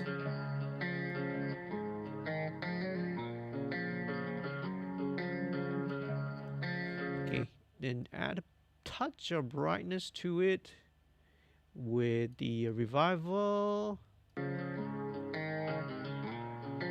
There you go. Yeah, it adds a bit of shimmer to the top. Okay, let's let out the vocal. Ada yang tak bicara, seperti raja yang punya segala. Tapi ku tahu kau takkan punya apa. Ada yang malu mencoba, takut dinilai hilang setianya. Masih lagi kau tak punya apa. Okay, very good, very nice. Okay, we're kind of getting there where we have it really. See, so I've got the main tone, so I just use it for the verse as well.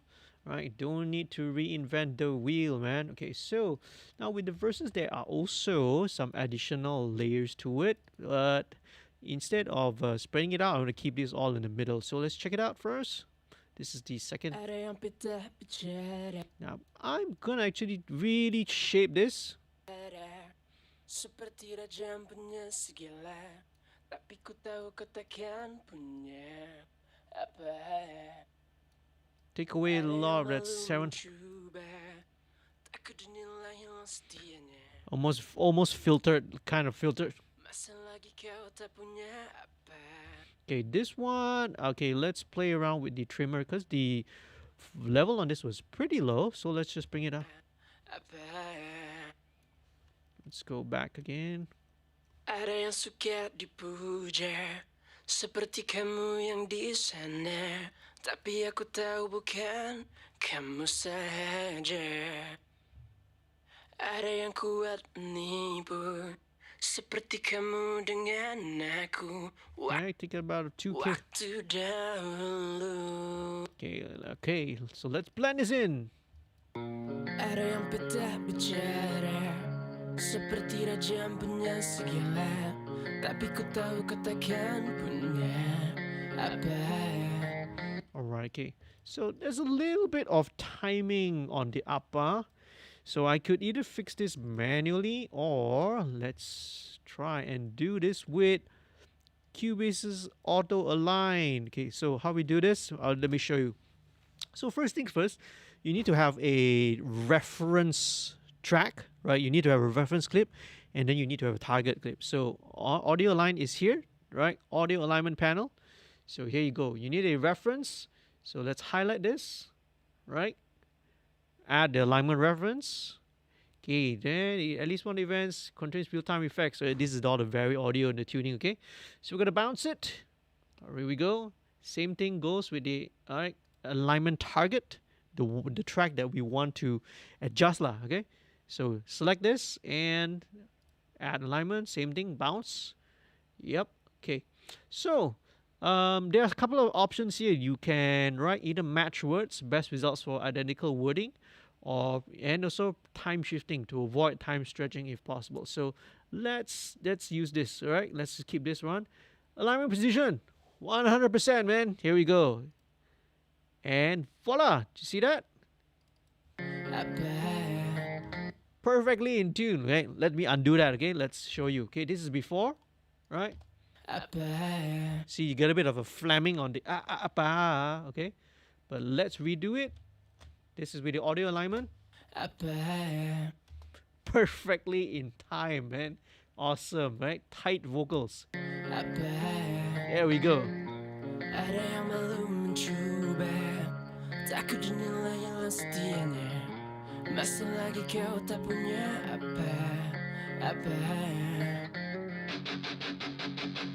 There we go. Okay, very cool.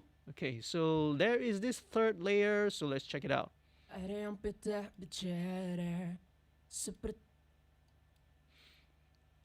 Uh-oh. When Cubase does something like this, I know what happens lah, okay? There's a possibility it has just crashed, okay? Then Zachariah gives a crying smile face. Yep, okay, confirmed it has crashed. So I will need to quickly just reset it. Alright. Don't worry, I'm pretty sure I did not lose much work on that, okay? Let's just restart it again. Okay, preferences. It's a good time for me to catch a drink anyway. And wow, thanks so much, man. Thank you everyone for sticking around. We're coming up to 11:15 already. Really appreciate you guys sticking around and hanging around, man. Let's restart that. Okay, let's go back to Kata Punya Apa, mix phase 1. See what else is going on. Okay. Oh, Myo, I think I missed this. A comment from Myo. Myo said, thanks for doing MixStream on the song, JD. Super fruitful session. And I'm sure everybody here learned something new tonight. Yeah, man. I hope so, too. All right. That's one of the goals of, it's one of the missions behind MixStream, behind the direct access. Behind me doing this YouTube thing is I've always put this off for so many years. People have always asked me, hey, teachers show us how to do, you should do some workshops and classes and all like that. And with COVID and with MCO, finally things happen okay? Sad to say, but it's been super encouraging, right? All the support that I've been given all this while to keep on doing this, right? Especially to subscribers, right? Hopefully, if you're watching this, please do subscribe, become a subscriber, okay? And even more bigger shout out, thanks also to everyone who's a patron as well. Okay, so here we are. We are exactly where we left off, and that's good. All right, didn't lose anything. Because I always press Control S, right? Almost every 30 seconds, I will always do Control S here and there. So this is the third track, same thing, all right? This one, I don't think that we need too many layers because dynamically, it's more interesting if it's a little bit more sparse. So I'm gonna try something else. So maybe this one. Apa I'm just gonna ada yang malu mencoba I'm gonna high pass out all the top end masih lagi kau tak punya and just use this maybe as an air channel. Just try things out and see. Okay, let's go with let's take a limiter like Waves L1. All right, and we can always blend this in. Okay, vocal limiter. That's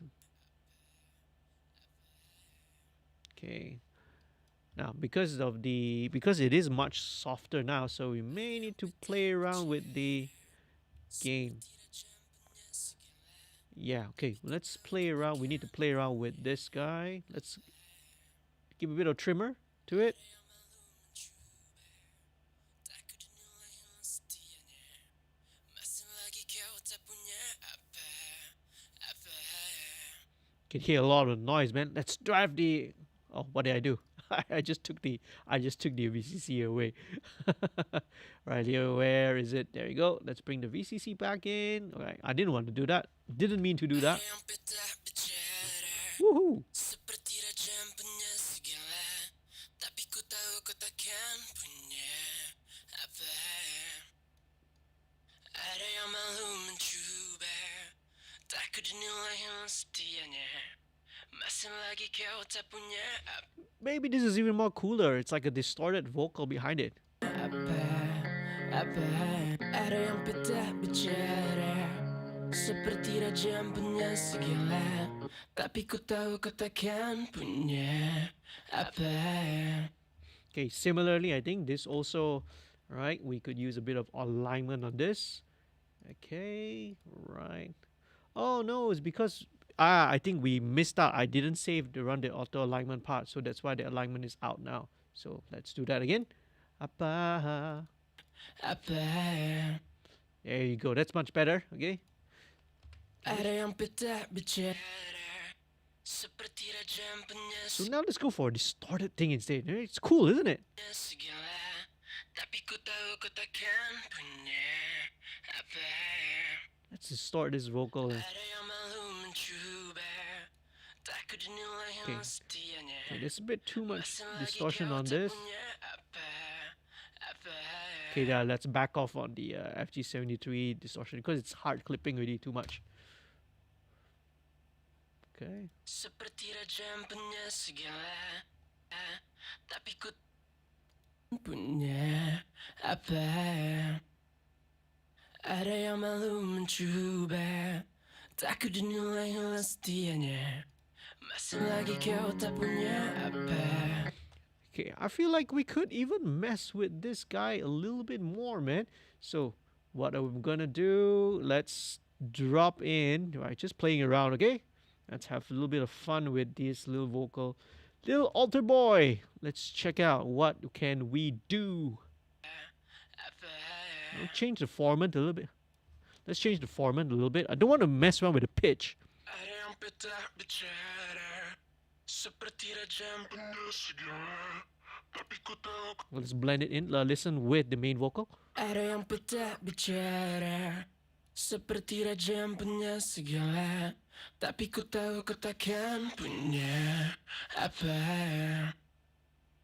ada yang malu mencoba takut dinilai hilang setianya Cool. Let's listen to it and see.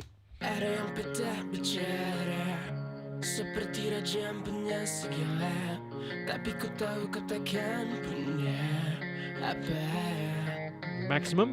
ada yang malu mencoba takut dinilai hilang setianya masih lagi kau tak punya apa Just messing around with it and see.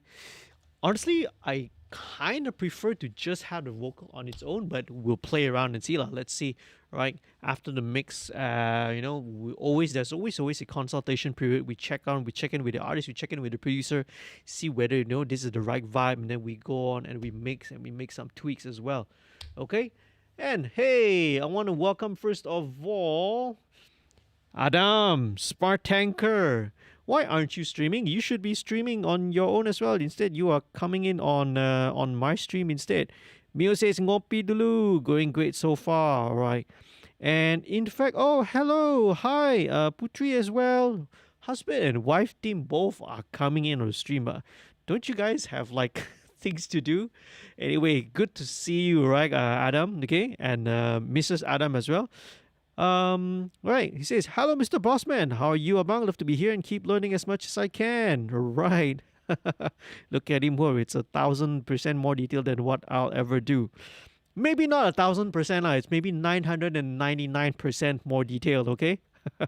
But cool, right? Adam used to be one of my interns as well, but he himself is now has a very successful career as a what do you call it? Live streamer, commentator, right? Esports commentator. So right, he's got a career, right? Doing really well as well. Okay, so let's just leave it as at it first, and I am gonna go and do something.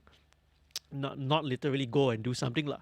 I'm gonna do something that I usually do. Okay, and this is gonna be the vocal thickening trick. And the reason for doing this is I just want to add a little bit of, give a little bit of texture, a little bit of dimension, just a little bit of fatness to to Hafiy's main vocal.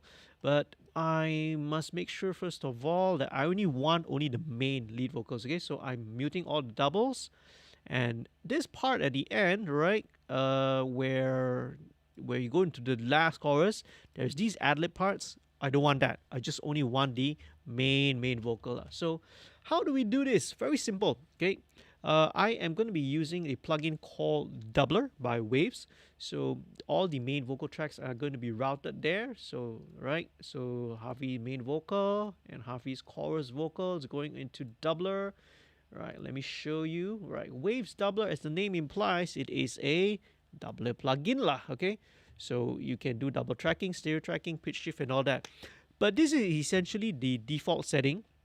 So what I'm gonna do is I'm gonna run the vocal through. Okay, so let's solo it, then you hear how it sounds. Let's turn off the music so you hear only the vocal.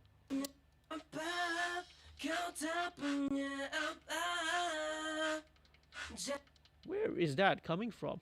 Oh, hey, these claps are and the drum tracks are leaking through. That's why I can hear claps. So see, that's essentially what it is. It's a double track the thing, so you can hear the vocals being doubled. Okay, so I'm going to run it and I'm going to export the vocal through it a couple of times, right? Actually, in a total of 4 times, and then each time I'm going to be adjusting the pitch by a couple of cents more, so that each one of them will have slightly more, pitch variations to it. And where is the stereo bus? Now, one important thing, let me bypass all the stereo processing first. Otherwise, if not, when you bounce it out, all the tracks also have this similar type of processing as well. All right, it is so good to see all you guys, man. Okay, so everyone is here, right? Patrons alike, and let's start with this one. Okay, let's start with this channel selection doubler. Make sure we are exporting a stereo track. Let's name the track Doubler +3, because that's what we're starting off, plus and minus 3 cents. Export audio. So let's see who's going on. Okay, and hang on a second. Hello, my stream chat screen has gone haywire as well. So let's see. Look at the question. Right, are the VOC 1, 2, and 3 the same recordings, or are they recorded separately just for the effects? I love how it sounds when it blends all together. Right, they are all separate recordings. They're all recorded separately. Okay. The goal of that, because if you could use it back to process. It could be one way. You could duplicate it. It's the same way, but the more organic way of doing it is, of course, right, to record each track separately lah. But of course, it's more work, right? You don't want to do too much if you are, as a producer. You don't want to tire out your vocalist. But if your vocalist can handle it, let them do it, okay? And then on the vocalist side, another important thing is need to be tight. It needs to be really tight with the main take. Otherwise, it's going to sound flammy. It's going to sound, out and it's going to be problematic lah. Well, but there are a lot of tools to solve all these kind of issues that I showed you earlier. With auto align, you can do that already. So there we go. That's the first track, and here we go. There you can see, it's down here. Oh, why is this super loud? Okay, it's just loud. That's all, because it's going into that. So let's move on to the another one. We're going to do this a total of 4 times. And each time we're going to slightly change the amount of pitch shift, right? So the detune value here. So the second time I'm going to go with -6 and +6. Now you might be asking, why am I inverting the values? Very simple reason.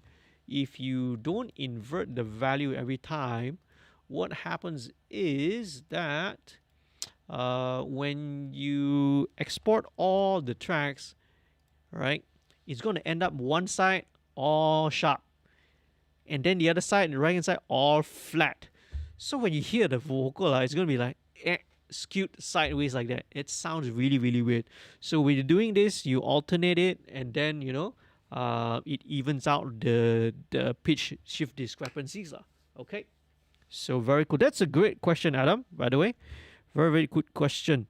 So the recording for second and third rounds had to be super tight. Gila. Nah, not really. It's not hard to do, right? Good vocalists do it effortlessly lah. So it's not a problem. Okay, all right. So in this case, it was done really, really well. All right. So no issues there. Just that one tiny instance earlier on that word apa. That's the only time I needed to use the auto align so far. Okay. So this is the second one. Thanks so much for sticking around. Right, we're still gonna be here for a while more, and I appreciate it, man. What else is going on? Stuff is happening in the chat as well. Who else is calling? Emails, messages, notifications. Oh, all right. Let's put this off till later, okay? Work first, mix first. Next thing, right? So next one would be +9 and -9. So let's do that. Later on, you can sort of hear the end result of what it's going to be like, okay? Right. Now, while this is bouncing, all right, I'm going to do a quick run to the water closet. Some people say, okay? So don't run. If you guys want to go and take a break to a toilet or whatever, right, this is the time to do now, okay? Don't go away, okay? Be back soon. Exporting.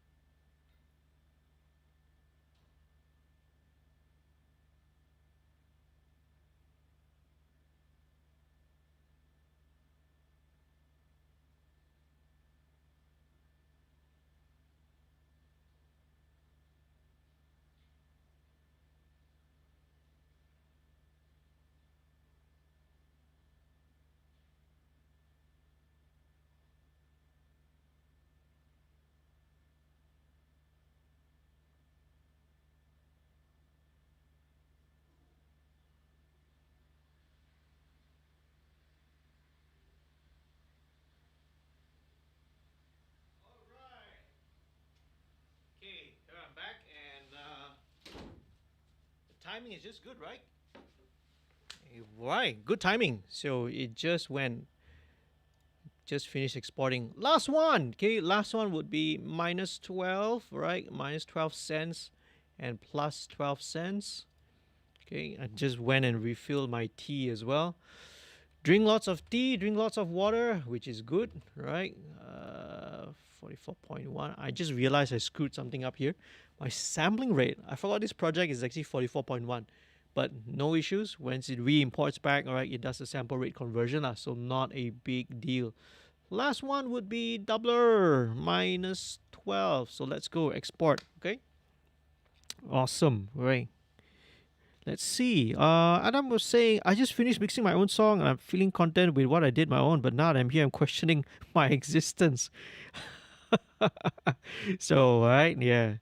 Oh man, I love to hear it. All right, just send it to me. But I've got so much stuff to listen to and so busy right now. Right, middle of a lot of mixes, mixing a Dewata Raya also, and Zubira's coming up, and Honest Mistake also. But hey, I mean, we just do our best we can. Okay, we improve gradually. The more that we do it, I'm sure every mix, right, always gets better. Same thing. If I listen back to stuff that I did 15, 20 years ago, man, it's like, ugh. It's like, what kind of crap was I doing, man? Back then, it's perfectly normal. It's perfectly part of the process to be learning lah. Okay, so here we go. Counting down to 9, 8, 7, 6, 5. Take a sip of. This is very hot, but there you go. All right, nice cup of hot green tea, and there we have it. Okay, cool. Let me just quickly go and relabel this first, otherwise it will be a bit messy looking. Okay, minus 9 plus 12, no, minus 9, okay, then this is plus 6. Okay, very cool. Let me just solo, right? You hear what the result of the double tracks they sound like. Okay, this is what they sound like. I don't know. Okay, solo it. See, it's chorusing. You hear chorus. It's very, very wide, spread wide as well. This is what happens lah. Okay, so the long story behind it, I'm not going to explain too much. It's actually, I already explained it in a video which I did on the channel. Okay, so you can check it out. All right, it's a video called Vocal Thickening Trick. It's a tutorial that I did lah. Okay, a while back. So no need for me to rehash the story here. Okay, so go check out that video and subscribe, please. For those who have not been a subscriber. Okay, let's reset back. Let's go back to where the vocals are. Let's send the Hafiy's vocal back into the group. And let's not forget to turn back on the... Okay, you guys can't see it lah. It's on my other screen. Let me turn back on. Here we go. Right. Let me turn back on the Masterbuss Processing. So now it's just a matter of just blending these two in. So let's check it out and see. So many tracks, man. Here we go. Okay, let's blend it in. There you go. So it's slightly bigger, slightly thicker, slightly wider.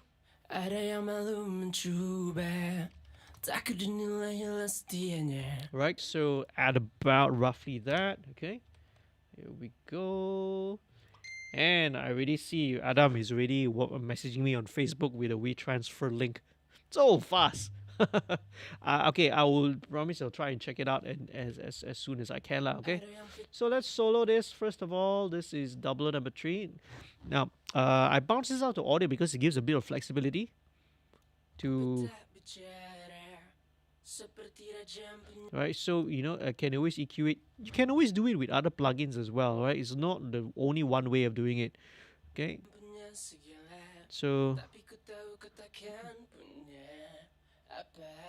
so yeah, either Hafiy's vocal or the mic or the room, right, has this 650, 700 hertz anomaly inside it, so it's in all the tracks. So let's get rid of...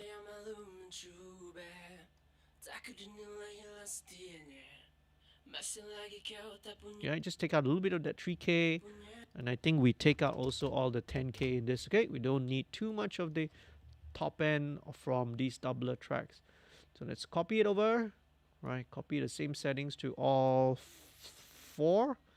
Let's link these guys together and listening context.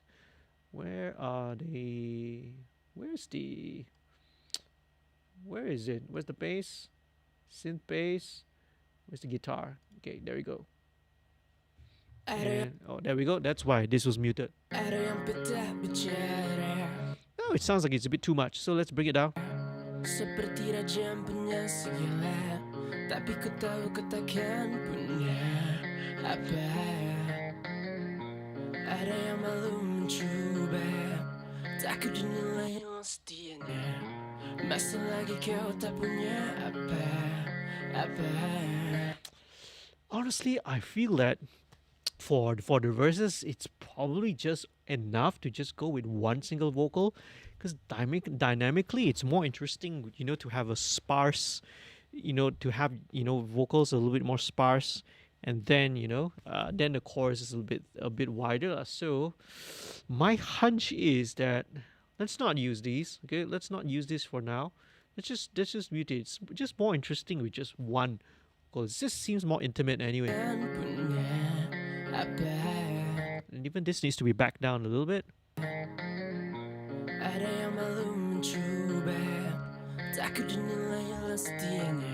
Okay, right. Some of these transients I need to deal with some editing later on. So let's go on with some effects. Time for effects. Okay, first things first, right? I want to make sure I want to put the vocal as if it's sitting in a nice, expensive sounding room. So we do that using Super Tap. Super Tap here is also a delay, right? But what it does, as I'm trying to emulate the sound of a room. Okay, it's basically a delay, no feedback, because we do not want the delays to be ping-ponging back and forth. But the important part here is the EQ section. This is a low pass at 1.5K, right? So basically all the upper mids and highs, right? It's all rolled off. So this will be how it sounds like. I'll exaggerate a little bit. So you can hear that, right? It's almost like a kind of a slap back, right? As if you're in a nice sounding room. We'll just back it off until we just can hear it. Okay, again, in context with the music.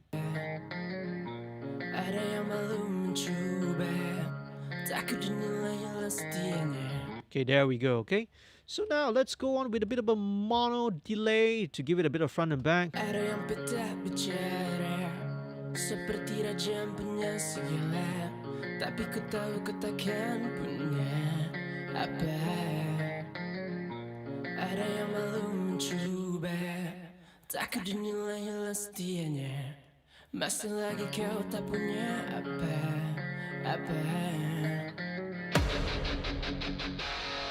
Oh, hello. That big, there's a little effect was like pretty loud. Okay, let's turn off all the effects first, okay? Let's like give it a bit of a shock there. Very cool.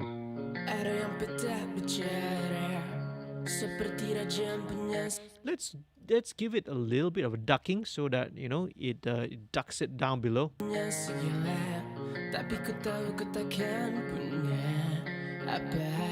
Yeah, so the main vocal is a little bit more, it feels a little bit more immediate lah.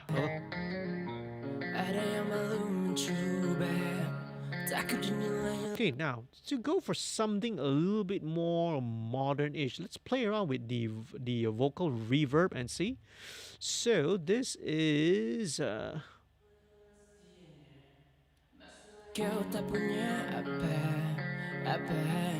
just play around with it first, okay? So this is going to be a side chain reverb, okay? And how we're gonna do this? Let's do a standard compressor.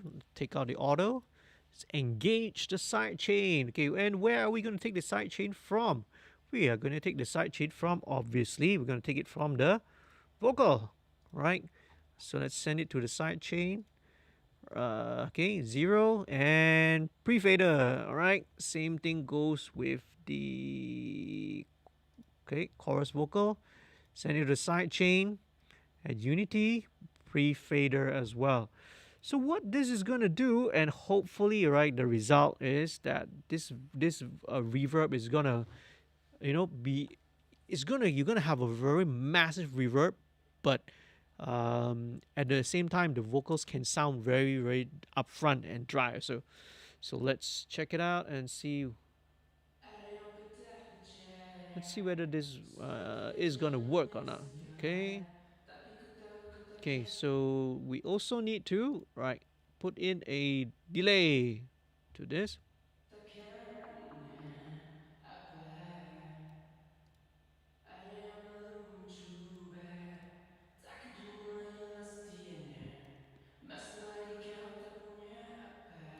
Okay, now, okay, let's listen to, where is the main vocal, man? Where is the main vocal? Okay, let's turn it on so we can hear both the vocal and the effects. Ada yang peta bicara seperti raja punya segala.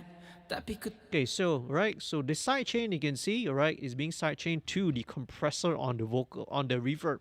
So let's set a fairly aggressive 4:1 ratio, right, and let's bring threshold.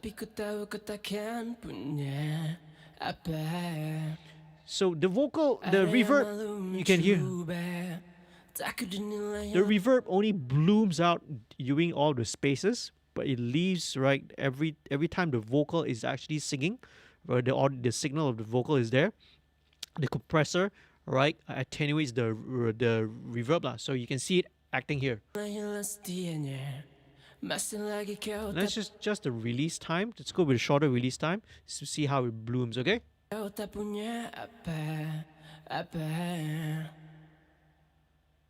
Let's go with a bit of longer reverb. Let's go again. So you hear a lot of, like, you hear a lot of these modern vocal mixes nowadays. They kind of employ this, right? They use this sidechain reverb technique.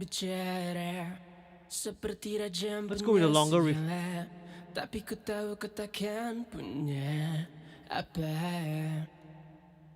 Ada yang malu mencuba, takut dinilai lestianya.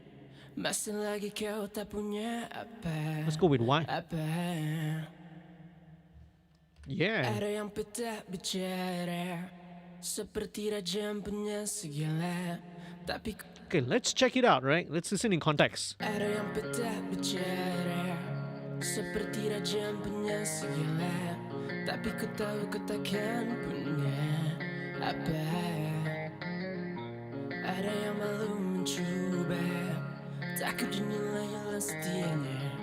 Masih lagi kau tak punya apa. Yeah, maybe not, Well, it's worth an experiment and worth a try and see. Doesn't seem like it's appropriate, okay? But that's what we do in mixing, okay? We try and we test and try and we see what works. Okay, cool. So next thing, right, so a little bit more of the effects on the vocal. So with the verse, right, let's do some rough automation on this verse. This is by -3 dB down, so when it gets into the chorus,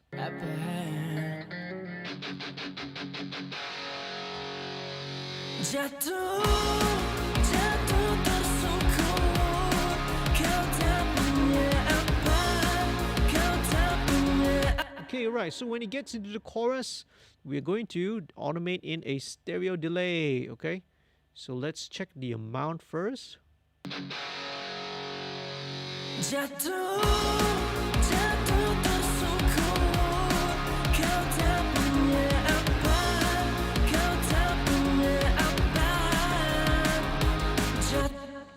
Okay, very cool. So this stereo delay, all right, is also using the same delay, Brainworks BX delay. Very, very powerful. But what I'm gonna do and tweak is I'm gonna have slightly different delay times. So it's quarter note for the left and dotted quarters for the right. Right, and I need to change and tweak the feedbacks. I need to have this left one have a little bit more feedback. The reason is, right, because of different delay time, If you set the same feedback, obviously the one with the longer delay time is going to trail longer lah. So the delay is going to like trail off to one side. See, I don't want that. We want it to kind of be even. So right, roughly around this lah, 37, 38%, and with 35 is about 10% extra. So check it out and see. Yeah, okay, roughly that, roughly the same, okay. So the reason why I'm automating stereo delay is again for dynamics, all right. So in the verse we have this, we have the mono delay only, so the stereo delay kicks in the chorus, right? Makes everything bigger, wider, you know. It lifts up the section. So here we go. 2, 3, let's automate. Okay, right. It probably should come in on the tu, not on the ja. So let's come in on here, right? Let's hear.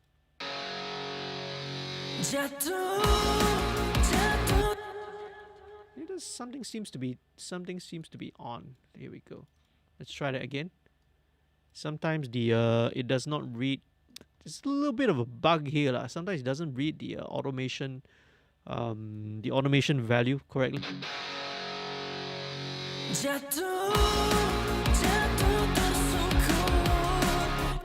That's better.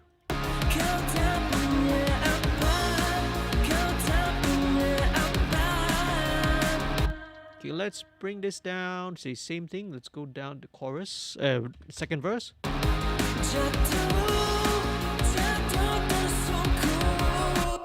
Okay, let's do the same thing. Jatuh. Okay, so this comes in on the TUH. Vocal, Hafiy's vocal, let's automate it back up. So, right, different dynamics.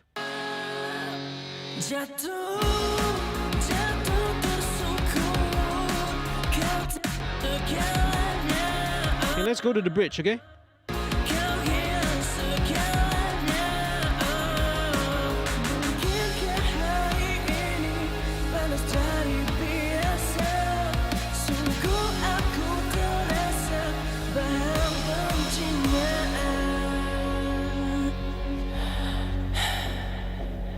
Right, okay, so we're going into this bridge section. So going into the bridge, it's roughly 2 dB up. So now, a lot of the moves that I'm showing here, these are the broad strokes, okay? I've explained it before. And because to go into the super detailed, right, moves, it's going to take way too long, okay? It's going to take way too long. We're going to be here until 6 in the morning, unless you guys want to stick around to 6 in the morning lah. I don't think no one is crazy enough to do that lah, okay? So here we go. So these are just going to be the broad automation moves first, okay? Later on, all of this is going to go down into every one single detail, right? Every syllable, right? Just to make the vocal even. So this goes back now.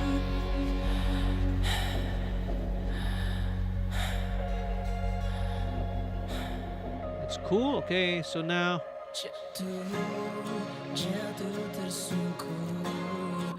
Very cool, right? Nice guitar ambience stuff going on, man. Did you do that, Zach?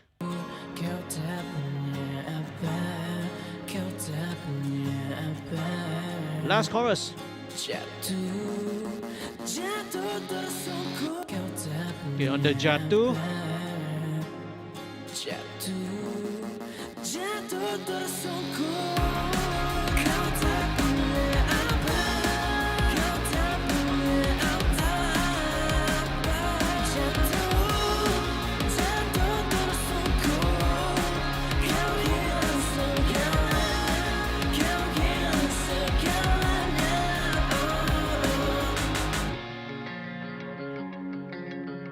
Alright, here we go. That's roughly it. Okay, very good.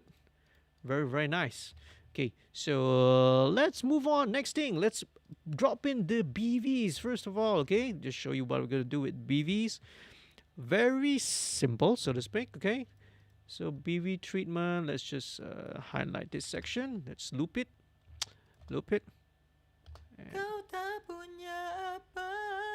Okay, similar type of vocal chain I will use, right? Also the parallel processing. Okay, I might have to, like, same thing, huh? I have to play around with the trim, make sure I'm getting a good, healthy signal. Kau tak punya apa, kau tak punya apa, kau tak punya apa, kau Okay, yeah, I need to bring it up about 6.5 dB.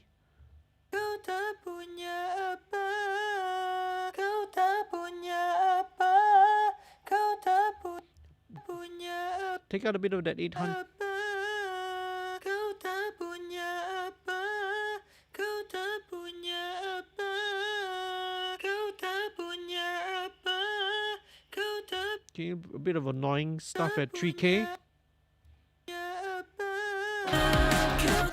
There we go. See, let's copy this over, BV1, BV2. Alright, let's link and let's blend that in.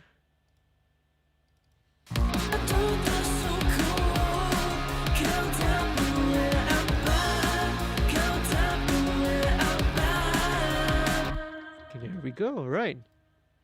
So, all right, on this BV group bus, I will also usually have this processing. Let's check it out. Okay, a touch of FG2A. Right. Okay, probably need to do a little bit of messing around with the TDR Nova later. And okay, we got this other part here. Let's check it out. So this is like the mid harmony. All right. So this goes. Let's do the same thing. Okay, loop it. Take out all the bottom end. See. Okay. All right. It's riffing there. Hang on, I think I accidentally pressed. Hold on, let me change my mouse DPI. It went way too fast just now. So, okay, right, that's much better. Okay, it's not like I'm playing Counter-Strike or some other game like that. So, here we go.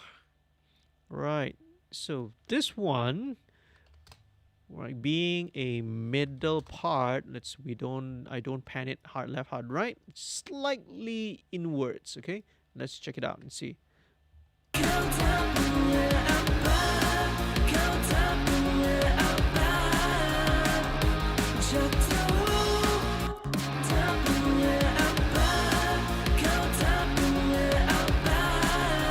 Okay, let's solo the BVs. All right, cool. So here a couple of things we need to do. There's a bit of a build up.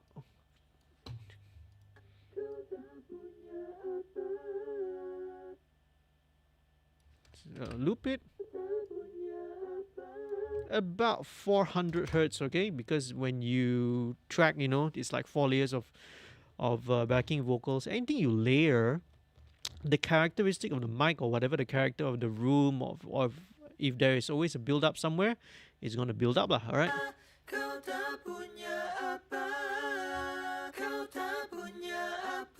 Okay, right. So and another annoying one somewhere up here.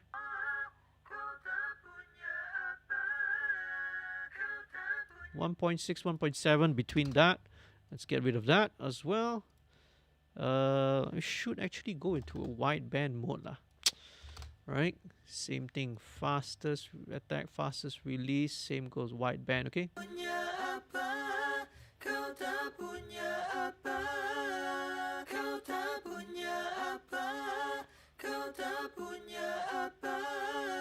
Okay, can be a little bit more aggressive lah. These are BVs anyway, right? I'd rather have the BVs get out of the way of the main vocals instead of you know having it to fight.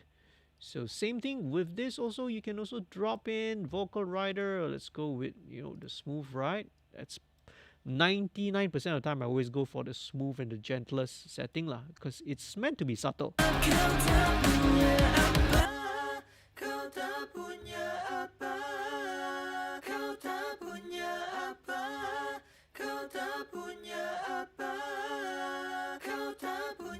Okay, very cool. Let's add in the delay for BVs, right? It's usually a stereo delay lah. Okay.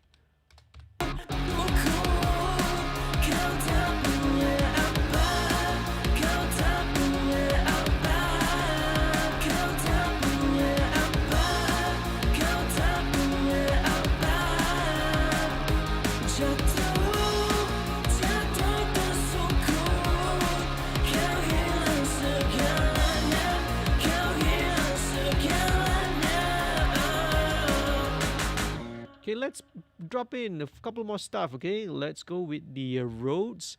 So the Rhodes piano, all right? So once most of the main parts are in, now we can, all right, add in some of the other stuff. So let's put in this Rhodes keyboard first of all.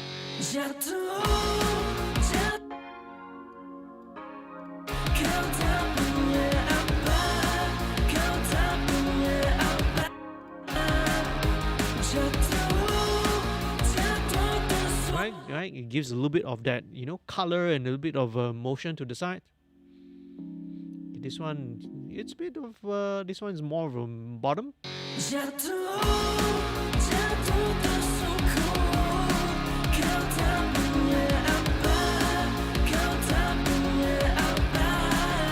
And then the second half, another part, Rhodes part comes in.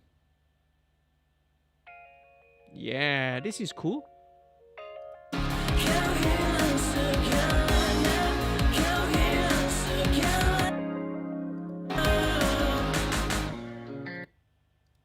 Let's play it.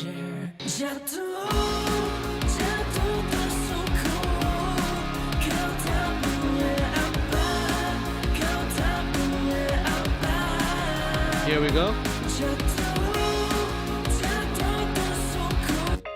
Okay, I kind of want, you know, this little arpeggiator delay thingy, right, that's happening on the Rhodes to come out a little bit more, and MV2 is great for this. Okay, bringing out all the little details. There we go.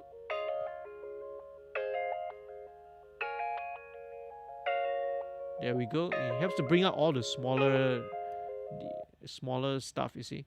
And okay, this is Rhodes 3, right? Okay.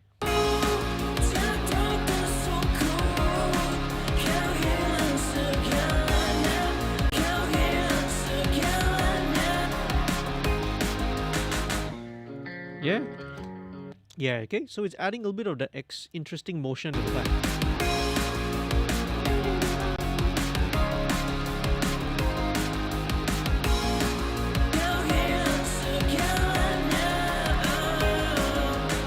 Right, okay. Next thing that we have going on here is this little synth line. Let's check it out, what the synth line is doing. Okay, this synth is pretty much doing more of a pad, so which is really cool. So not much needs to be done actually. What I will usually do though is I will drop in, right, a multi-band on this. And it's actually one of the presets, so nila, okay? And yeah, just to make sure no particular range band of frequencies jumps out too much, right? This is just, again, just to massage the sound in it, that's all. Okay, this guy definitely needs some reverb. Okay, let's plump it a little bit more, just give it a bit more wetness to it.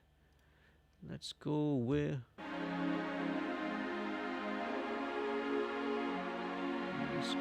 a nice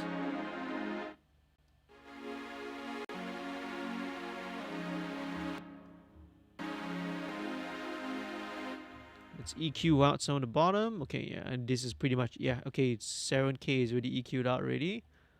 We'll cut a bit of 100. And hello, where's the synth?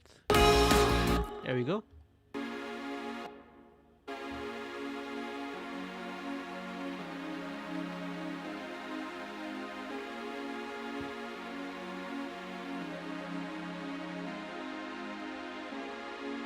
And I don't mind even, you know, giving it a little bit of stereo widening. just to push it a little bit slightly out of the speakers.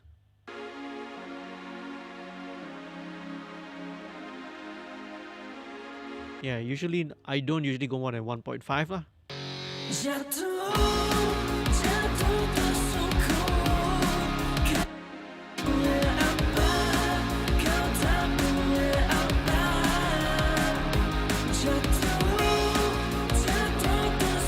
Okay, that Rhodes is kind of a bit loud now.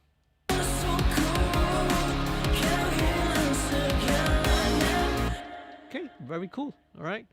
So let's bring in some of these effects, right? Let's just roughly bounce it all.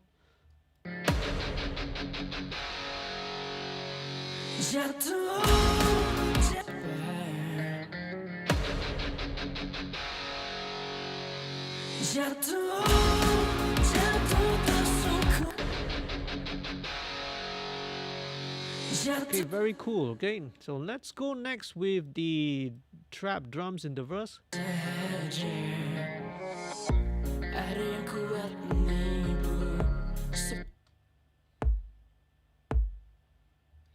Okay, let's start with this first. All right, so this one has got a bit of that boxy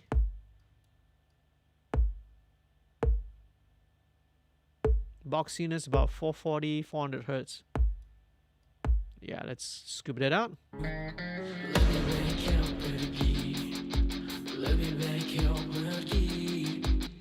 Okay, go with the snare, trap snare.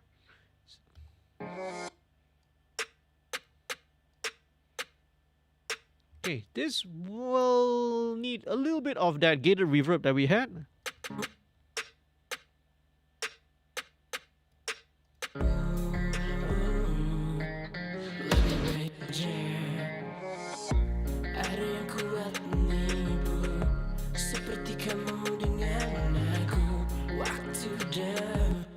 A little bit of MV2 just to even things out, right? Just to even things out a little bit. Here we go. Some of the hits are a little hard. There you go. And our favorite trap hats. Yay! Okay, let's give it a bit of reverb, just to give it a bit of space.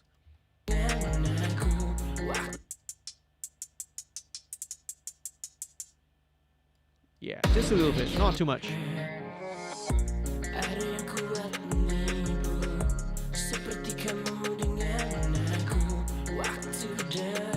I'm actually tempted to just drop in an auto pan on it just to give it a bit of motion, just to see how it goes. Alright, again, we don't want to do too much. Let's just see how it goes, alright? Sync with...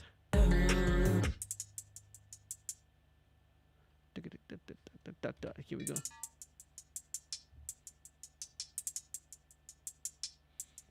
Okay, right. Okay, the reason why it's not auto panning right now is because it's actually a, if I'm not mistaken, yeah, okay, because this is a stereo thingy. Okay, that's why it's not auto panning. You don't hear it. So how do we go about it? Should I automate it?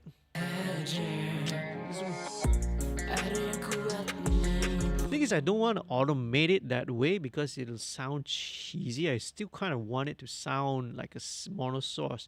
So maybe we can send it to that Cooper time cube that we had earlier for the hi-hat.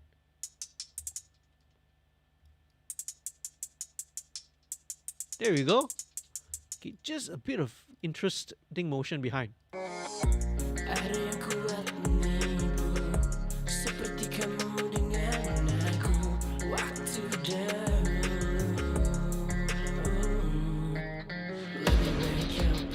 Alright, okay, cool, right? That does the trick. That's good that we, that's a good thing that we had that little effect there just now. Okay, where are we going next? Okay, we have now in the, let's see, yeah, okay, so we now have second verse, this pluck guitar part. Alright. This is a nice little ambient part. And hello. Oh no, don't tell me that this Cubase is crashing again. Right. Hey, let me just plug in my charger for a second now, okay? Phone's about to die, man. My phone is about to die.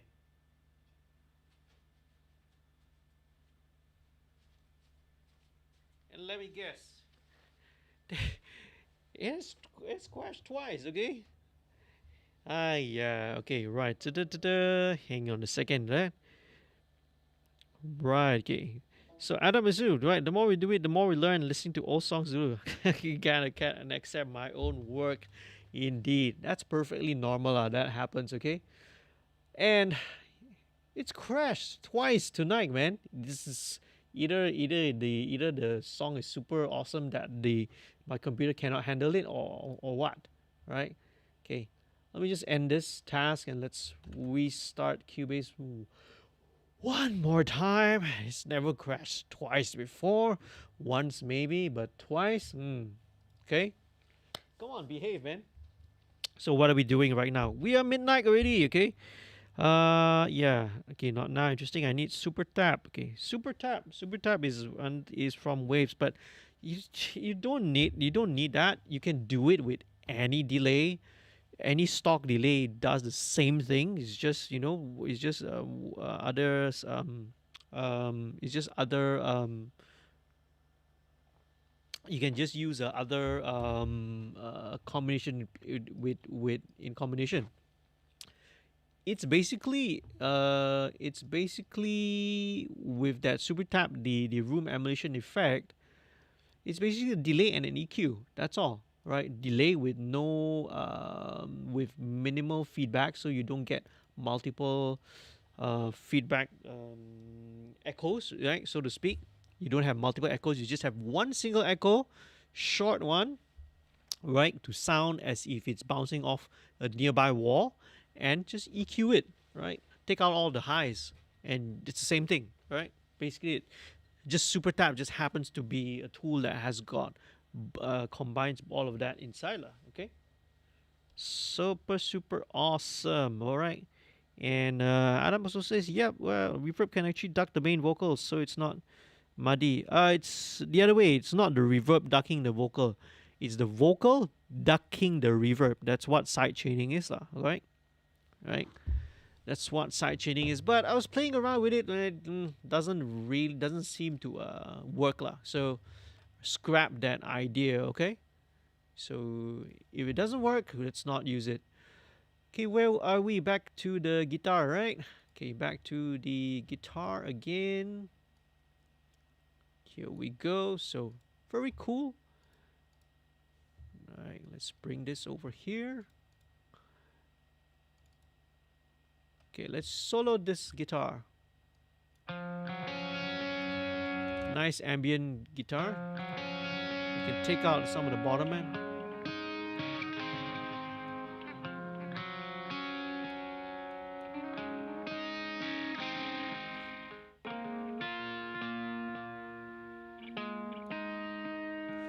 Really not much to be done, man, because the tone really sounds good.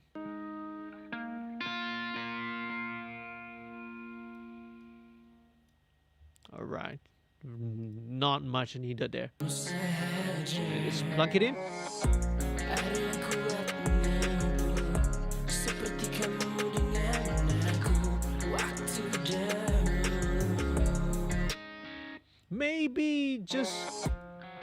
Maybe just add a little bit more of reverb to it, and that should really do the trick.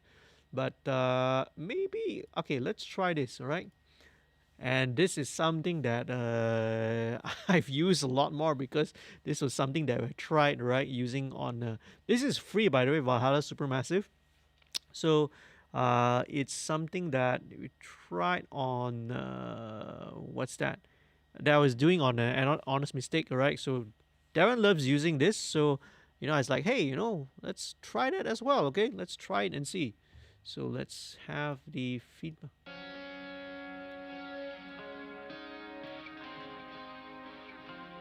Super cool ambient.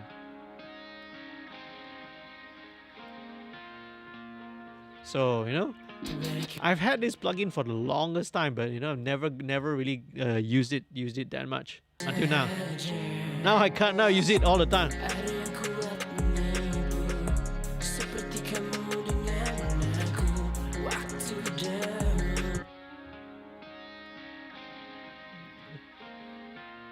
Take away a little bit more of the top end.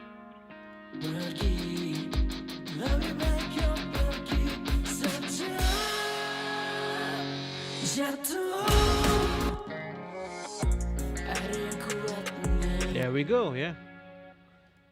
Nice long ambient tail to that, yeah. Okay, so this will be a muted guitar.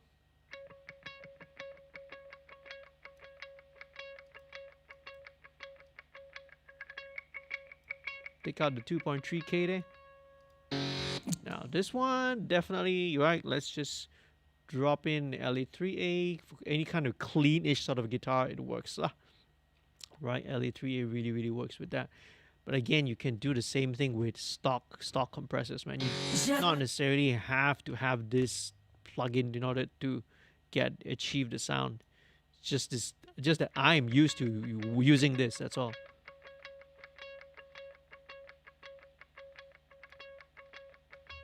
There you go. That's all it does. It just needs a little touch of reverb just to give it a bit of have it sit.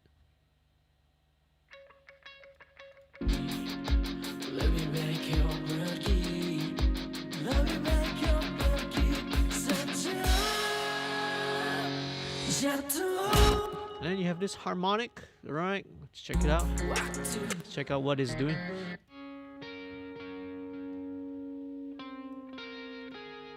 It's kind of doing something similar to the guitar plugs. So guess what? I'm going to use the exact same settings, man. All right.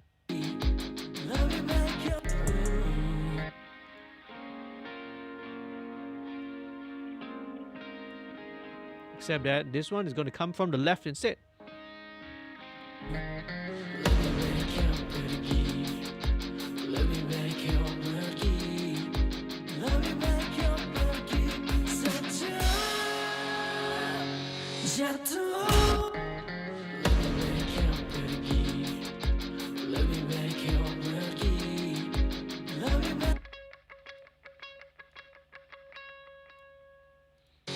I mean, the muted guitar does not play too much of a role in this.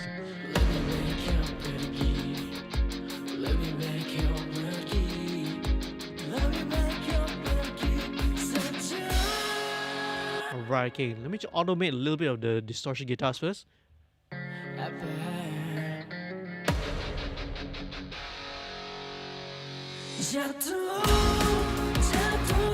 Okay, down here.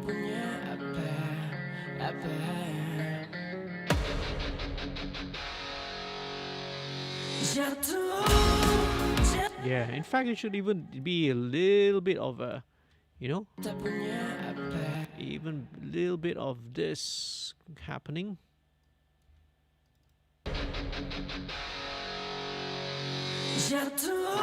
Yeah, let's give it a bit of a curve. A bit too much. Let's bring it down maybe here.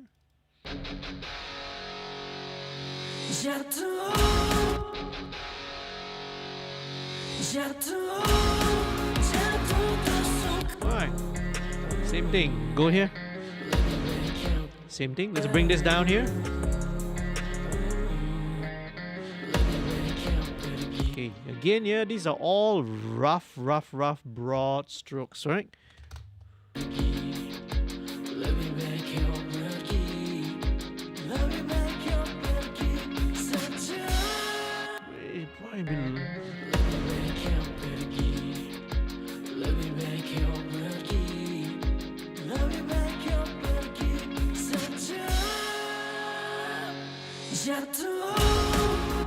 Alright, let's do the same thing. Let's give this a little bit of a curve here. Alright. -5. Hello. -5. If I pressed play over there just now, you would be blasted with like a... You'll be super blasted by the guitars, man. Okay, so this goes back up to Unity, and again, let's manipulate the curve.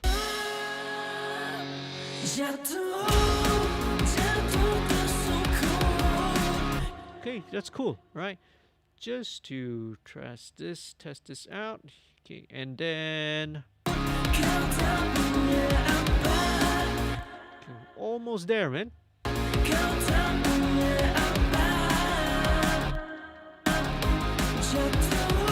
Just making sure I don't miss out on anything, okay? So let's see, what is this B distortion?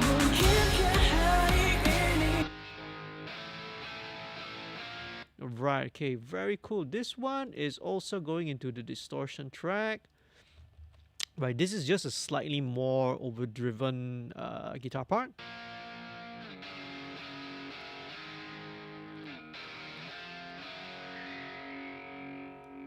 Nice single coil sound there.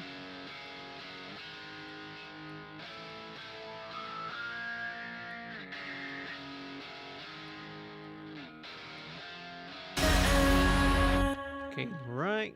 Control S, make sure it's safe. Right, this guy goes here. Pretty much it didn't change much, you know, just, you know, tweak a little bit of EQ, the balances were already pretty much there.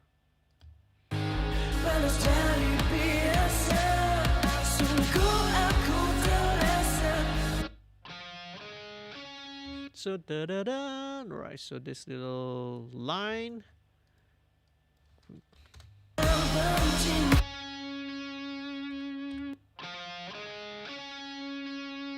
Alright, just take out a little bit of the bottom, a little bit of the top.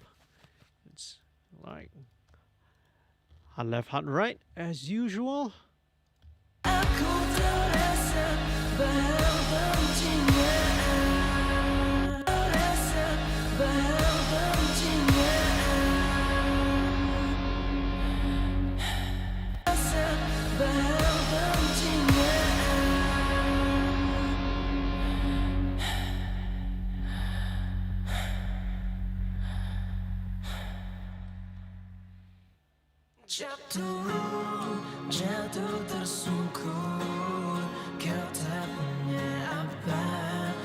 Let's take away the stereo delay on the breathing parts. So let's just keep it back in mono again. Let's try that out and see.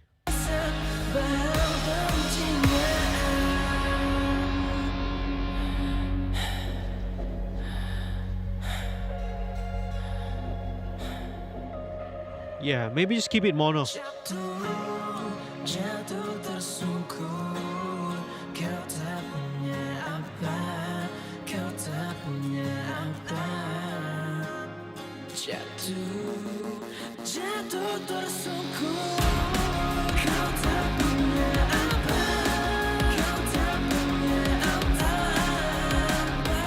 Very cool.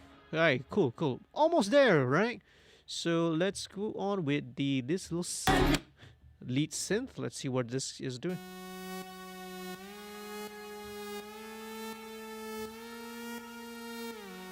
Alright, just take out a bit of the bottom. Okay, this is more of a texture again.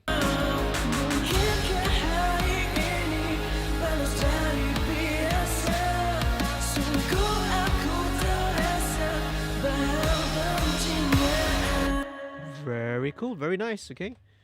This little solo line, let's check it out.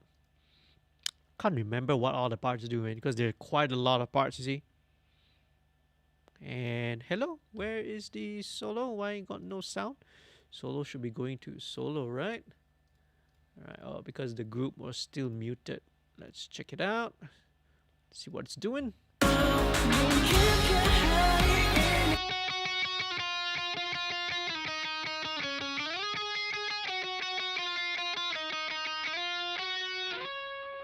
Okay, right. Yeah, this is going to be more of just a line apart, so I don't think we need to send it to the solo track per se. So let's just keep it into a music, right? Simplify things. Keep things short and simple. Okay, now this one will go with MV2 again, just to, oops, right. Let's get out of that, yeah. Again, man, super one of my favorite plugins has gotta be MV2, man. How much you love this.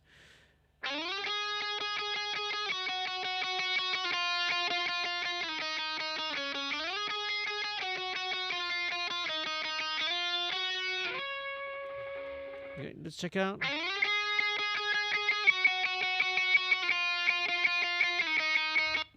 Oh, ouch, that could be quite painful, okay, if you are listening to it at home, right? If you're listening to it. And hey, for the heck of it, let's bring back the same, let's use the same one. So in quarters.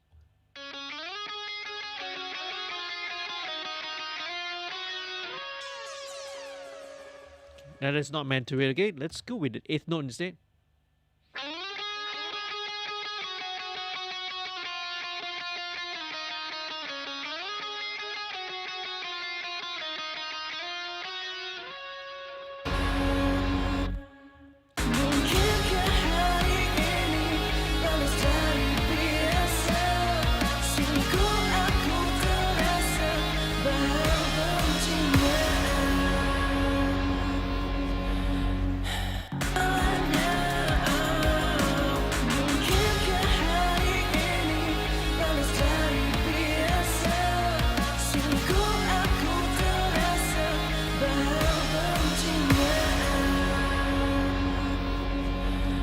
Right, okay, roughly, okay, we just set it at that first.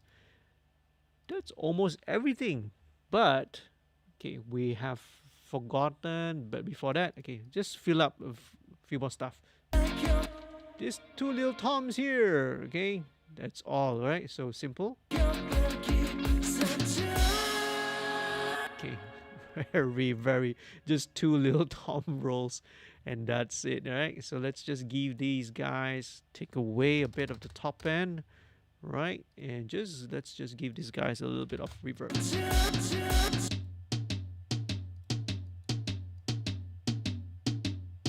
Okay, let's take out a bit of that, and let's give them some reverb. All right.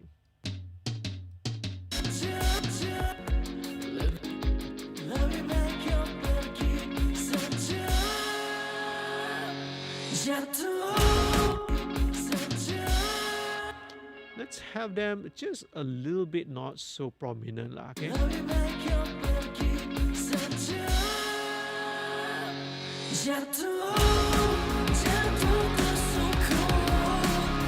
Yeah, just to give it a little bit of interest, okay?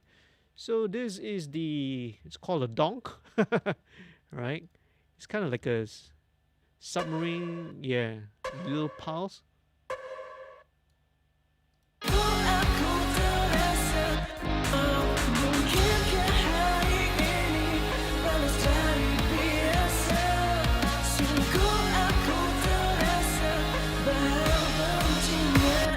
Right.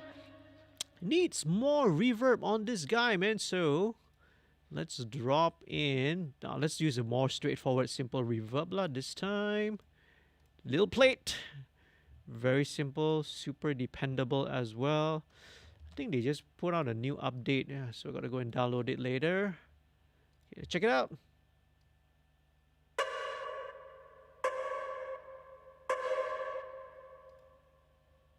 There you go. All right. So let me just EQ that a little bit more.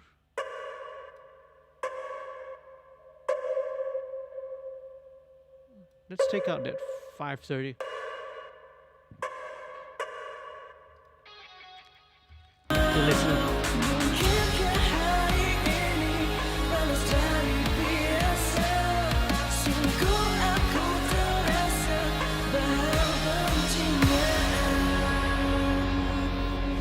Alright, okay, we have a few more effect sounds. Let's check that out. Okay, this one is more like a glass bell. Yeah, okay.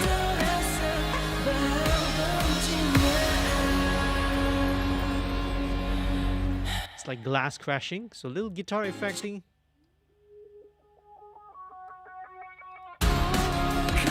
Jatuh, jatuh tersungkur. Jatuh, jatuh tersungkur. Okay, nice work, man, on all the production and all the effects, man. Super, super awesome. Okay, acoustic guitar. Alright, really cool. This will also be fairly straightforward. Alright, fairly straightforward. Just a little bit of, slight bit of LA2A. Alright, in this case it's FG2A.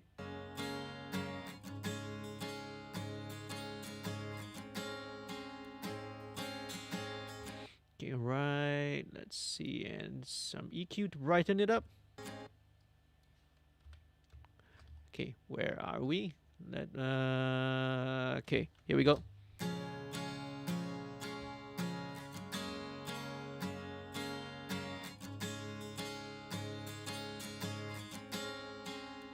That's fine. Even if it's a little lo-fi, it's fine.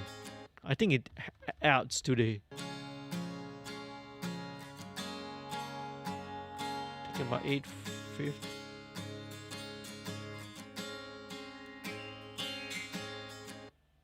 One more time.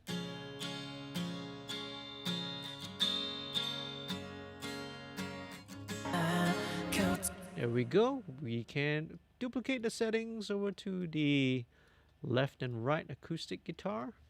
Let's check it out. Jatuh, jatuh tersungkur. Kau tak punya apa, kau tak punya apa. Jatuh, jatuh tetap.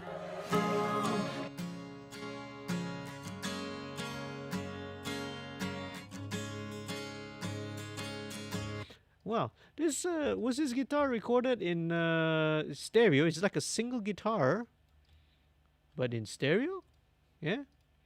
Anyone can provide the verify the information. It sounds like it's done. It's done by playing on a single take. You see, which is very cool, bro. And we got this nice reverb.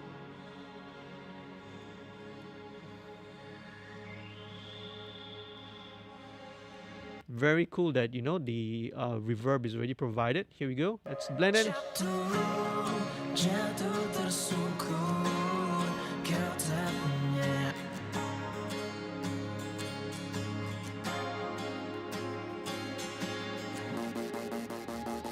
So nice. Okay, really, really good. Yeah. It helps so much, you know, to have all these sounds already sculpted and shaped the way it is. It makes the job of the mixer so much easier. Just balancing it, making sure that it sits. Okay, a little reverse guitar going on. Again. Take out a bit more bottom.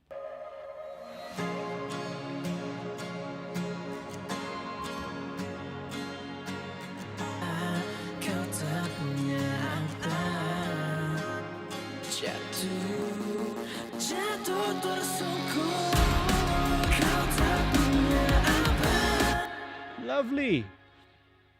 And what's left? Hey, we have, of course, the big star of the show, man. Myo's vocals, okay? Myo's vocals and a little bit of these vocal effects in the middle. So let's not neglect this, okay? So with Myo's vocals, let's see. Here we go. All right. Okay. Similarly, I've got a similar type of chain going on. Yeah, let's go. All right. Jatuh, jatuh tersungkur. Kau tak punya apa, kau tak punya apa. Very cool, okay? So let's take out some of the bottom, man. Jatuh, jatuh tersungkur. Right. Not much needs to be done, all right? Kau hilang segalanya, kau hilang segalanya. Okay, now there is a little bit of honkiness. Let's try that again. Jatuh, jatuh tersungkur. Kau tak punya apa, kau tak punya apa. Jatuh, jatuh tersungkur, kau hilang segalanya. Let's solo this.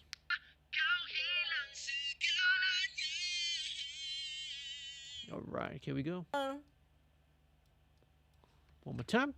Jatuh, jatuh tersungkur, kau tak punya apa, kau tak punya apa. Jatuh, jatuh tersungkur. Nice. Kau hilang segalanya. Okay, similar process. Kau hilang segalanya. Jatuh, jatuh tersungkur, kau tak punya apa.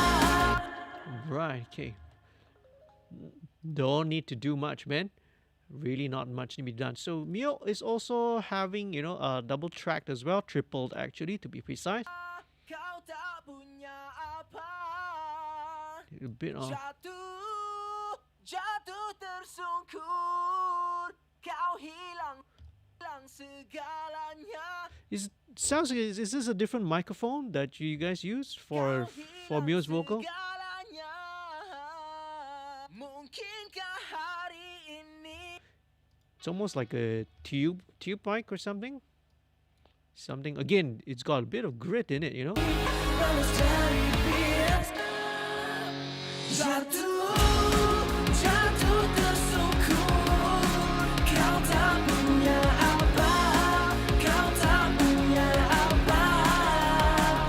Jatuh. Very cool. Okay, so Myo's vocals are honestly we don't need to do much, man. Okay, so let me just apply this. Jatuh tersungkur, kau hilang segalanya.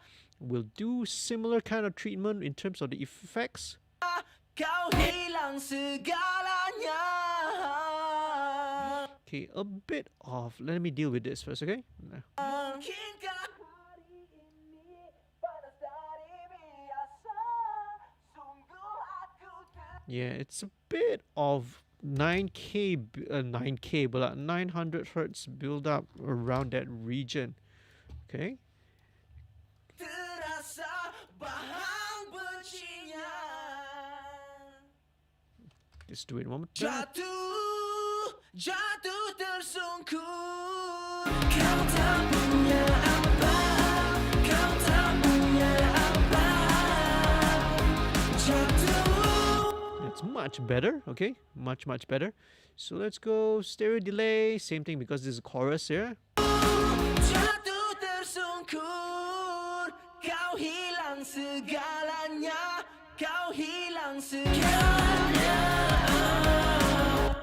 Very nice. Okay. And last but not least, just dropping a bit of vocal rider as well. Again, these are tools that just help to save time. Okay. You know, instead of having to spend super amount of time, these plugins are really handy. Let's drop this in. Jatuh, jatuh tersungkur, kau tak punya apa. Now the difference between vocal rider and the normal compressors is that compressors, all right, they always act after the fact. So you know the signal has to exceed the threshold, then only the gain reduction is applied. Vocal rider and bass rider is different. They look ahead, so they anticipate, you know, the gain change, and then they move the fader, so to speak. Okay, they ride the fader in anticipation of the level change in order to make it even. So it's different. It is very transparent. The sound of vocal rider is super transparent because you don't have to wait for the transient of the vocal, so to speak, of the audio to pass. Then only it clamps down. It looks ahead, and then before the loud part comes down, it already rides the vocal down. So it's a lot smoother. Okay.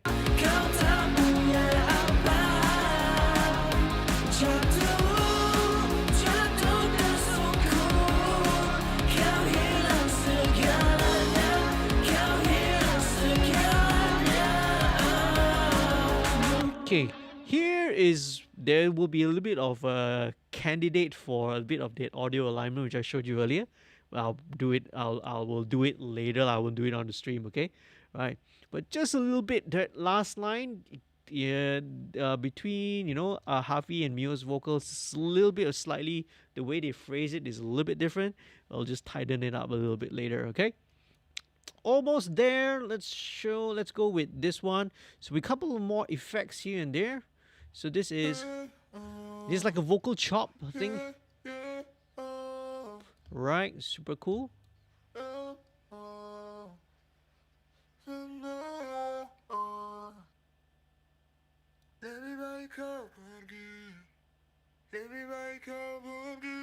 Okay, usually these vocal chop things will always have some weird resonances because the way that it's played, because the way it reacts. So perfectly normal. Okay, here we go. But let's apply the same type of processing as well. Right? Just to even it out, I think we need to bring the trimmer up again. Oh,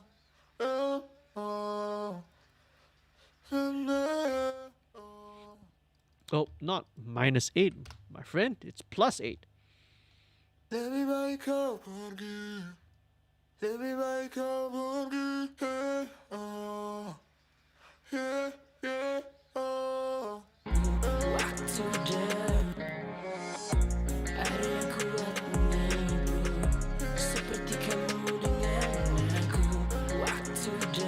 Alright, okay, very cool, man. So these guys, if there's rock, there's drum and bass, there's a bit of trap, there's a little bit of EDM as well with all the vocal chops. So this one just needs a little bit of reverb, and I love me little plate, man. Little plate is so easy to use.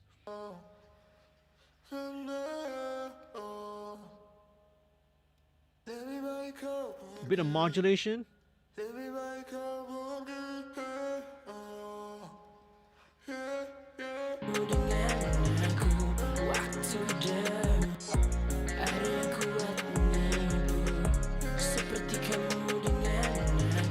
Okay, right.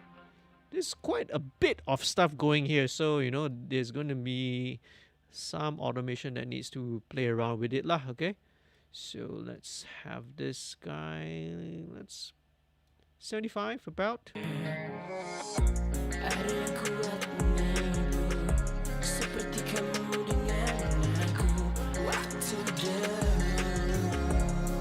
Oh, this is cute.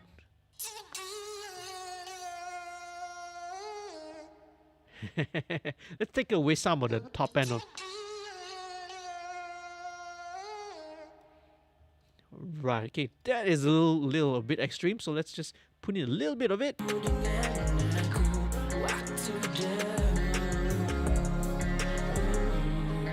And we probably got to keep it centered.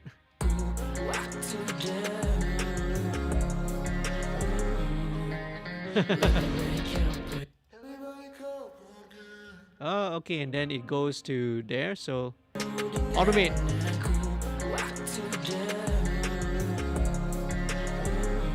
And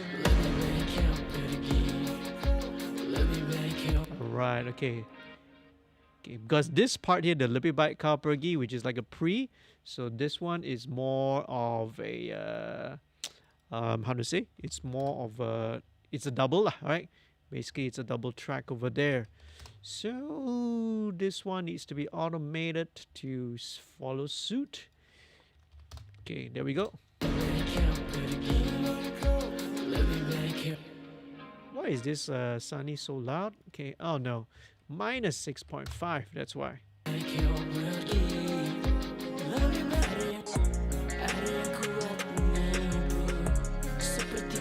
Okay, I think it's more interesting. Let's automate this so that it goes left, right, okay? So let's go first one.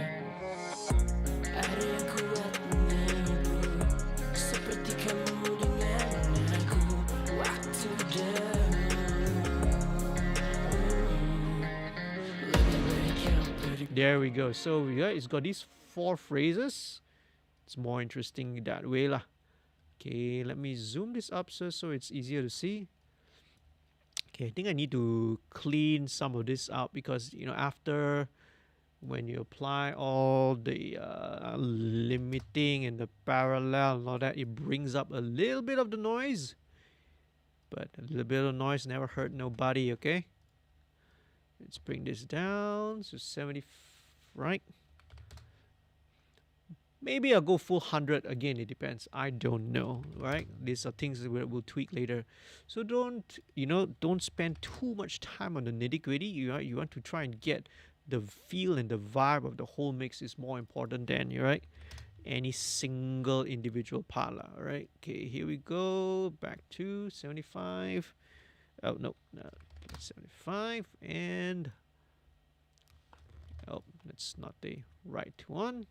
This goes back to, okay, so left, right, left, right. Left, right. And back to the left. Back to the right. Okay, so now I think this this middle one can go a little bit louder.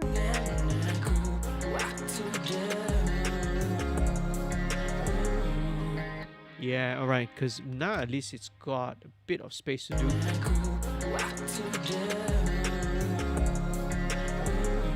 Super cool, alright. And that is not all yet. Don't forget, last part, okay, this little marching snare at the start.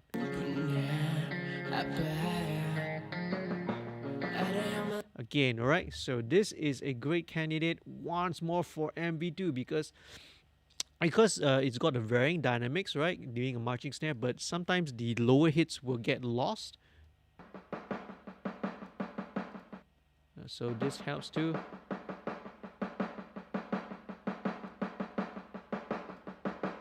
Let's check it out.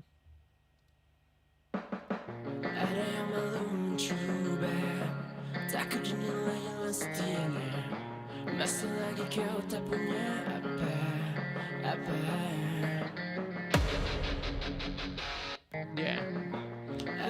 Should we keep it? Just see how it does it with just a little bit brighter.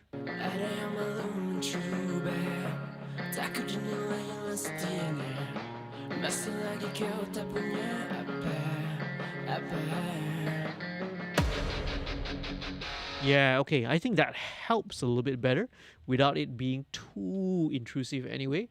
So let me deal with this. This impact effects is really loud. Yeah, let's bring this down.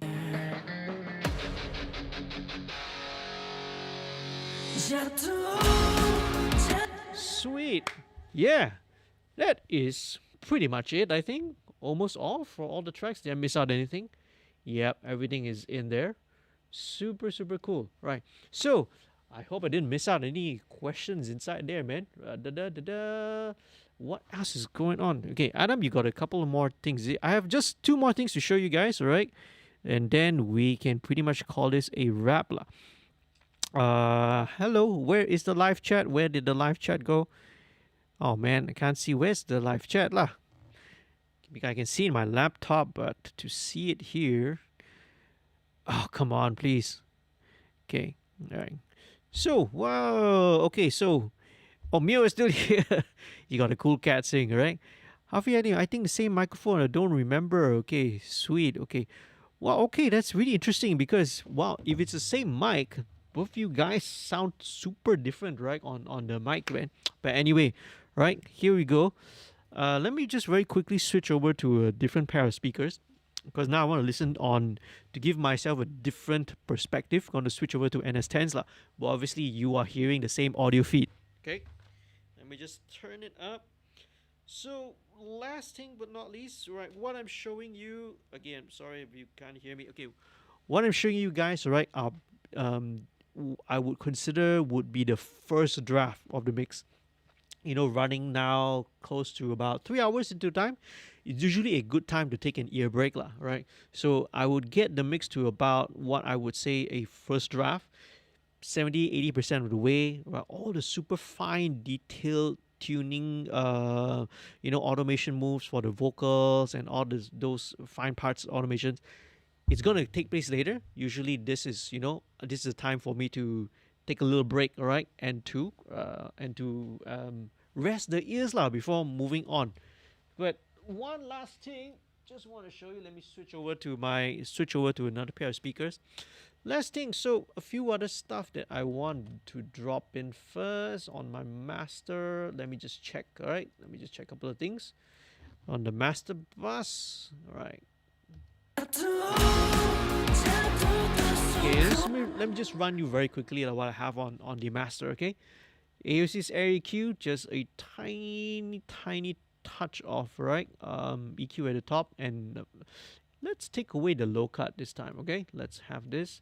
So wave C4, this is the multi-band, same thing. This is what this is doing is just massaging, making sure that no particular frequency jumps out too much. Okay, let me turn this threshold down, and all I want to do is just to see this dance by a little bit. That's all, just a tiny bit. That's all it's doing, okay? All right, you don't want to do too much with multi-band compression. All right, a little bit of bus compressors here. Let's go. Each of these are all in series, the way that I've routed it. So each of these is going to do a little bit. Instead of having one stereo bus compressor that's doing 3, 4, 5 dB, these three are all going to do just a tiny touch, okay? Just like 1 dB only.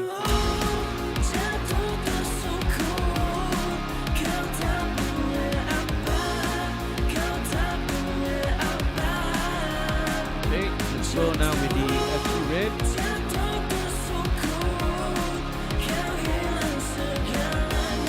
As it goes, it's all building up all the, right? It's gluing the mix together.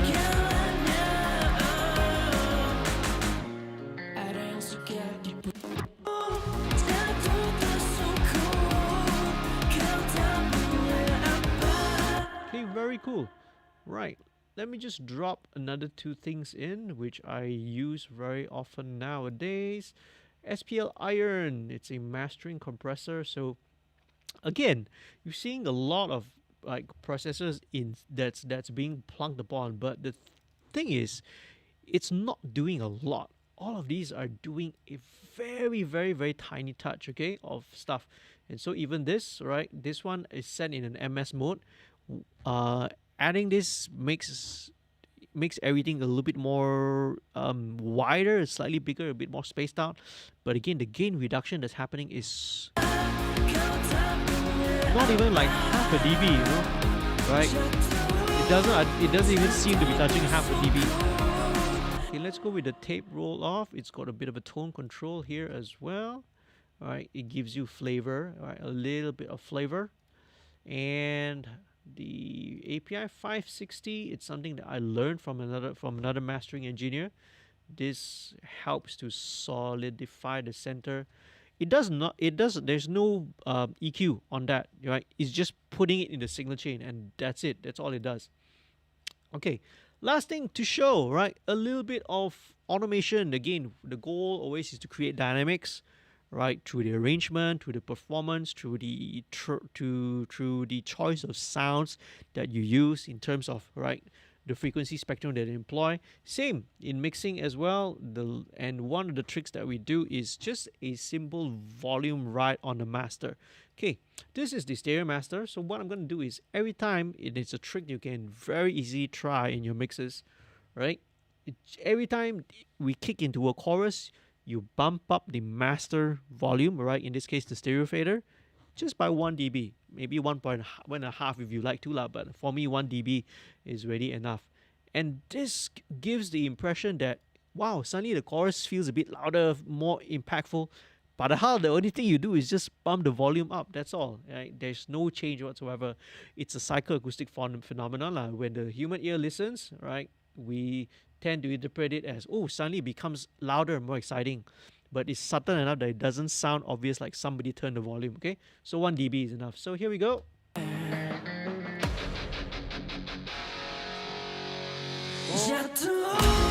So, right, so I'll show you where, right, as I made the move just now, in case you didn't see it, right? So it is starting right here. Dun, dun, dun, dun, dun, dun, dun, dun, dun. All right, basically where the guitar fill comes in. Okay, all right, starting here. Okay, right at this impact where the guitar start.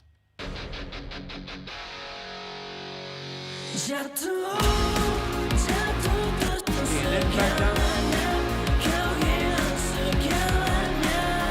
3, 4. Alright, so it drops out as well. So this one will be shorter. Okay, and when it gets back to the verse, right, goes back here. Simple.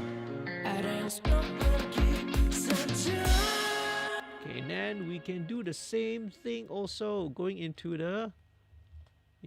the last chorus, next chorus. Okay, this one is slightly different. This one is only 2 bars, right?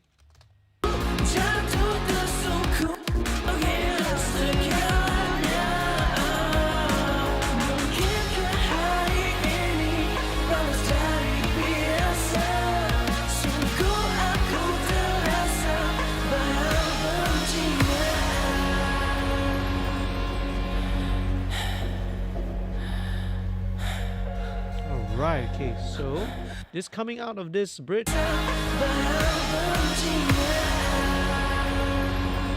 Very cool, man. I love this, all the sound effects and the sound design that's worked out, man. So this will start back. So this comes back in. There's the scream again, okay? We probably need to automate that down, alright? And then right, okay, then here we can hear that it's building up. Same thing. Okay. Same technique. And this one will go obviously all the way to the end last, so we just get rid of that. So there you go. Right? Up a dB in the chorus, down, back, up a dB second chorus, drop back down, and then finally the last chorus as well. Subtle things, right? Just to make your, just to make the mixes more exciting and dynamic. Okay, let's bring the Myo scream down.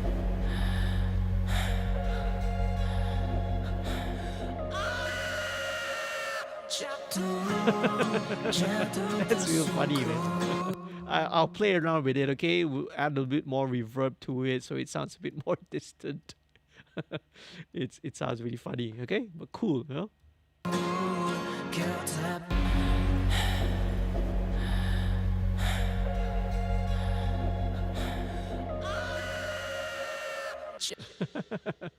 All right, okay. Sorry, man. I can't help it. I just find it so entertaining, okay?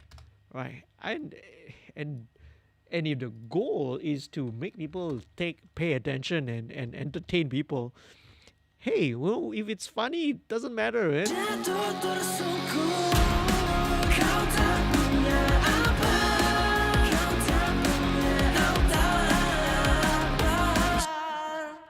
Right, so all these ad-libs by Myo, right, gonna add a little more delay tails to it as well, just to give it a bit more interest. But that's pretty much it, man. Awesome. So, right, gonna wrap it up, right, the stream, because we are coming up to 1 a.m. already. Thank you so much for tuning in, man. To all you champions who stuck around for all this while. Trust me, this is not the longest stream, okay? If you have ever watched the other ones, like for example the one like the record still held by Dewata Raya, those guys, right? 6 hours and 45 minutes, man. Starting at like 9 something, we ended up like what, 3 something, almost 4 a.m. because their project was insane. Right, there was an insanely huge project, 140 tracks and all. Anyway, yeah. So, thank you so much for tuning in, man, and staying in and sticking on the stream. This has been episode 33, and this has been, right, the debut single from Hafiy Halim, right? He's the winner of Karaokick, the competition, right, season 2. This is also, of course, featuring Myo, the awesome Myo of Oh Chentaku, and Jemson. Is it Jemson or Jemson? right? How do I pronounce that correctly? So this track is gonna be Hafiy's debut single. Super super awesome, really really exciting. It's an exciting and energetic song, right? And we definitely will follow Hafiy, follow Myo, follow their social media. The details are all down in the description below. And I'm sure if you follow them, the news when this comes out, right, when the single comes out, it's going to be really really awesome, all right? So right, thank you so much for the support. Okay, speaking of support, right, if you are not a subscriber to the channel, I really appreciate, right, that you would head on down, click on the subscribe button, and if you found this informative, please leave a like. Okay, it's going to be really helpful with the YouTube recommendations as well, right? How it recommends this. Leave as many likes as possible, okay? That will be great, right? Share with your friends. And one last thing, if you want to be supportive as well, okay, sign up and become a patron, okay? So I won't explain too much, but you can find out all about what the whole Patreon program is at the website above and also in the description below, right? Basically, if you sign up and you want to support, you can pledge, right? Either your part of your monthly revenue towards the featured artists, right? Which is Hafiy, okay, and Myo. And plus lots of other perks and benefits, right? You can go and check it out as well. Shout out again, thank you to all the patrons who are here. There's Zachariah, you have Zach who played the guitars on this, and you have Zakwan, another Zach who recorded and engineered this. It's super confusing, man, with 3 Zachs. What else? Did I miss anything out in the chat? Let me just check it out, right? I think that's all, okay? Right. Lord, that scream was us playing. Do you guys want to keep it? Right? We'll just leave it there, right? So, I will be working on this, right? I'll sleep on this for a while, work on this when tomorrow in the morning when it's fresh in my ears, and then finalize and do all the tweaks, lah. Till then, right? We'll listen to this one last time. Thank you so much for watching. All right, happy recording and mixing, everyone. Stay safe, okay? Let's have one final listen through to Kau Tak Punya Apa. All right, the first draft lah of the mix, right, so to speak. Just check it out. Guitars first. Ada yang pecah bicara seperti raja punya segala, tapi ku tahu kau takkan punya apa. Ada yang malu mencuba, takut dinilai yang setianya, masih lagi kau tak punya apa.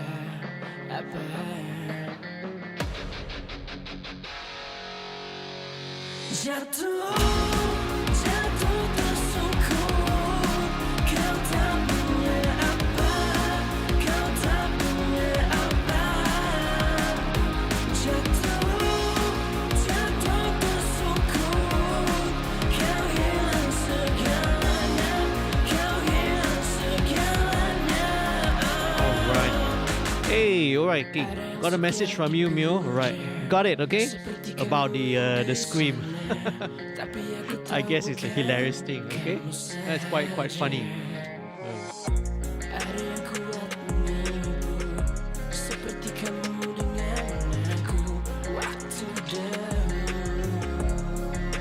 But super cool, man.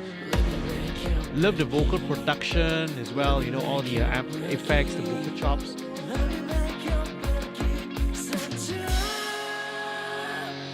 Guitar.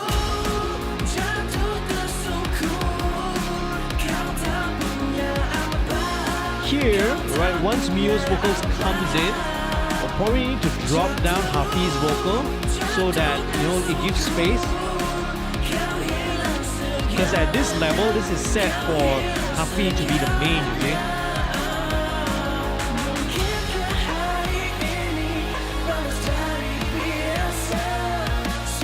See, because Myo takes some of the higher parts, so I need to automate that as well, okay? That higher line, alright? Okay, so I got a message from Myo saying that we're not using the scream. Yeah, it is very hilarious. I unless you do the music video to be like that lah. Okay. Jatuh tersungkur, kau tak punya apa, kau tak punya apa. Alright, very cool. Some ad-libs here and there, need to automate that. That's pretty much it. Right. Thank you so much, everyone. Stay safe. Good night, y'all. Okay? See you again in another stream real soon next time. Peace, love, music.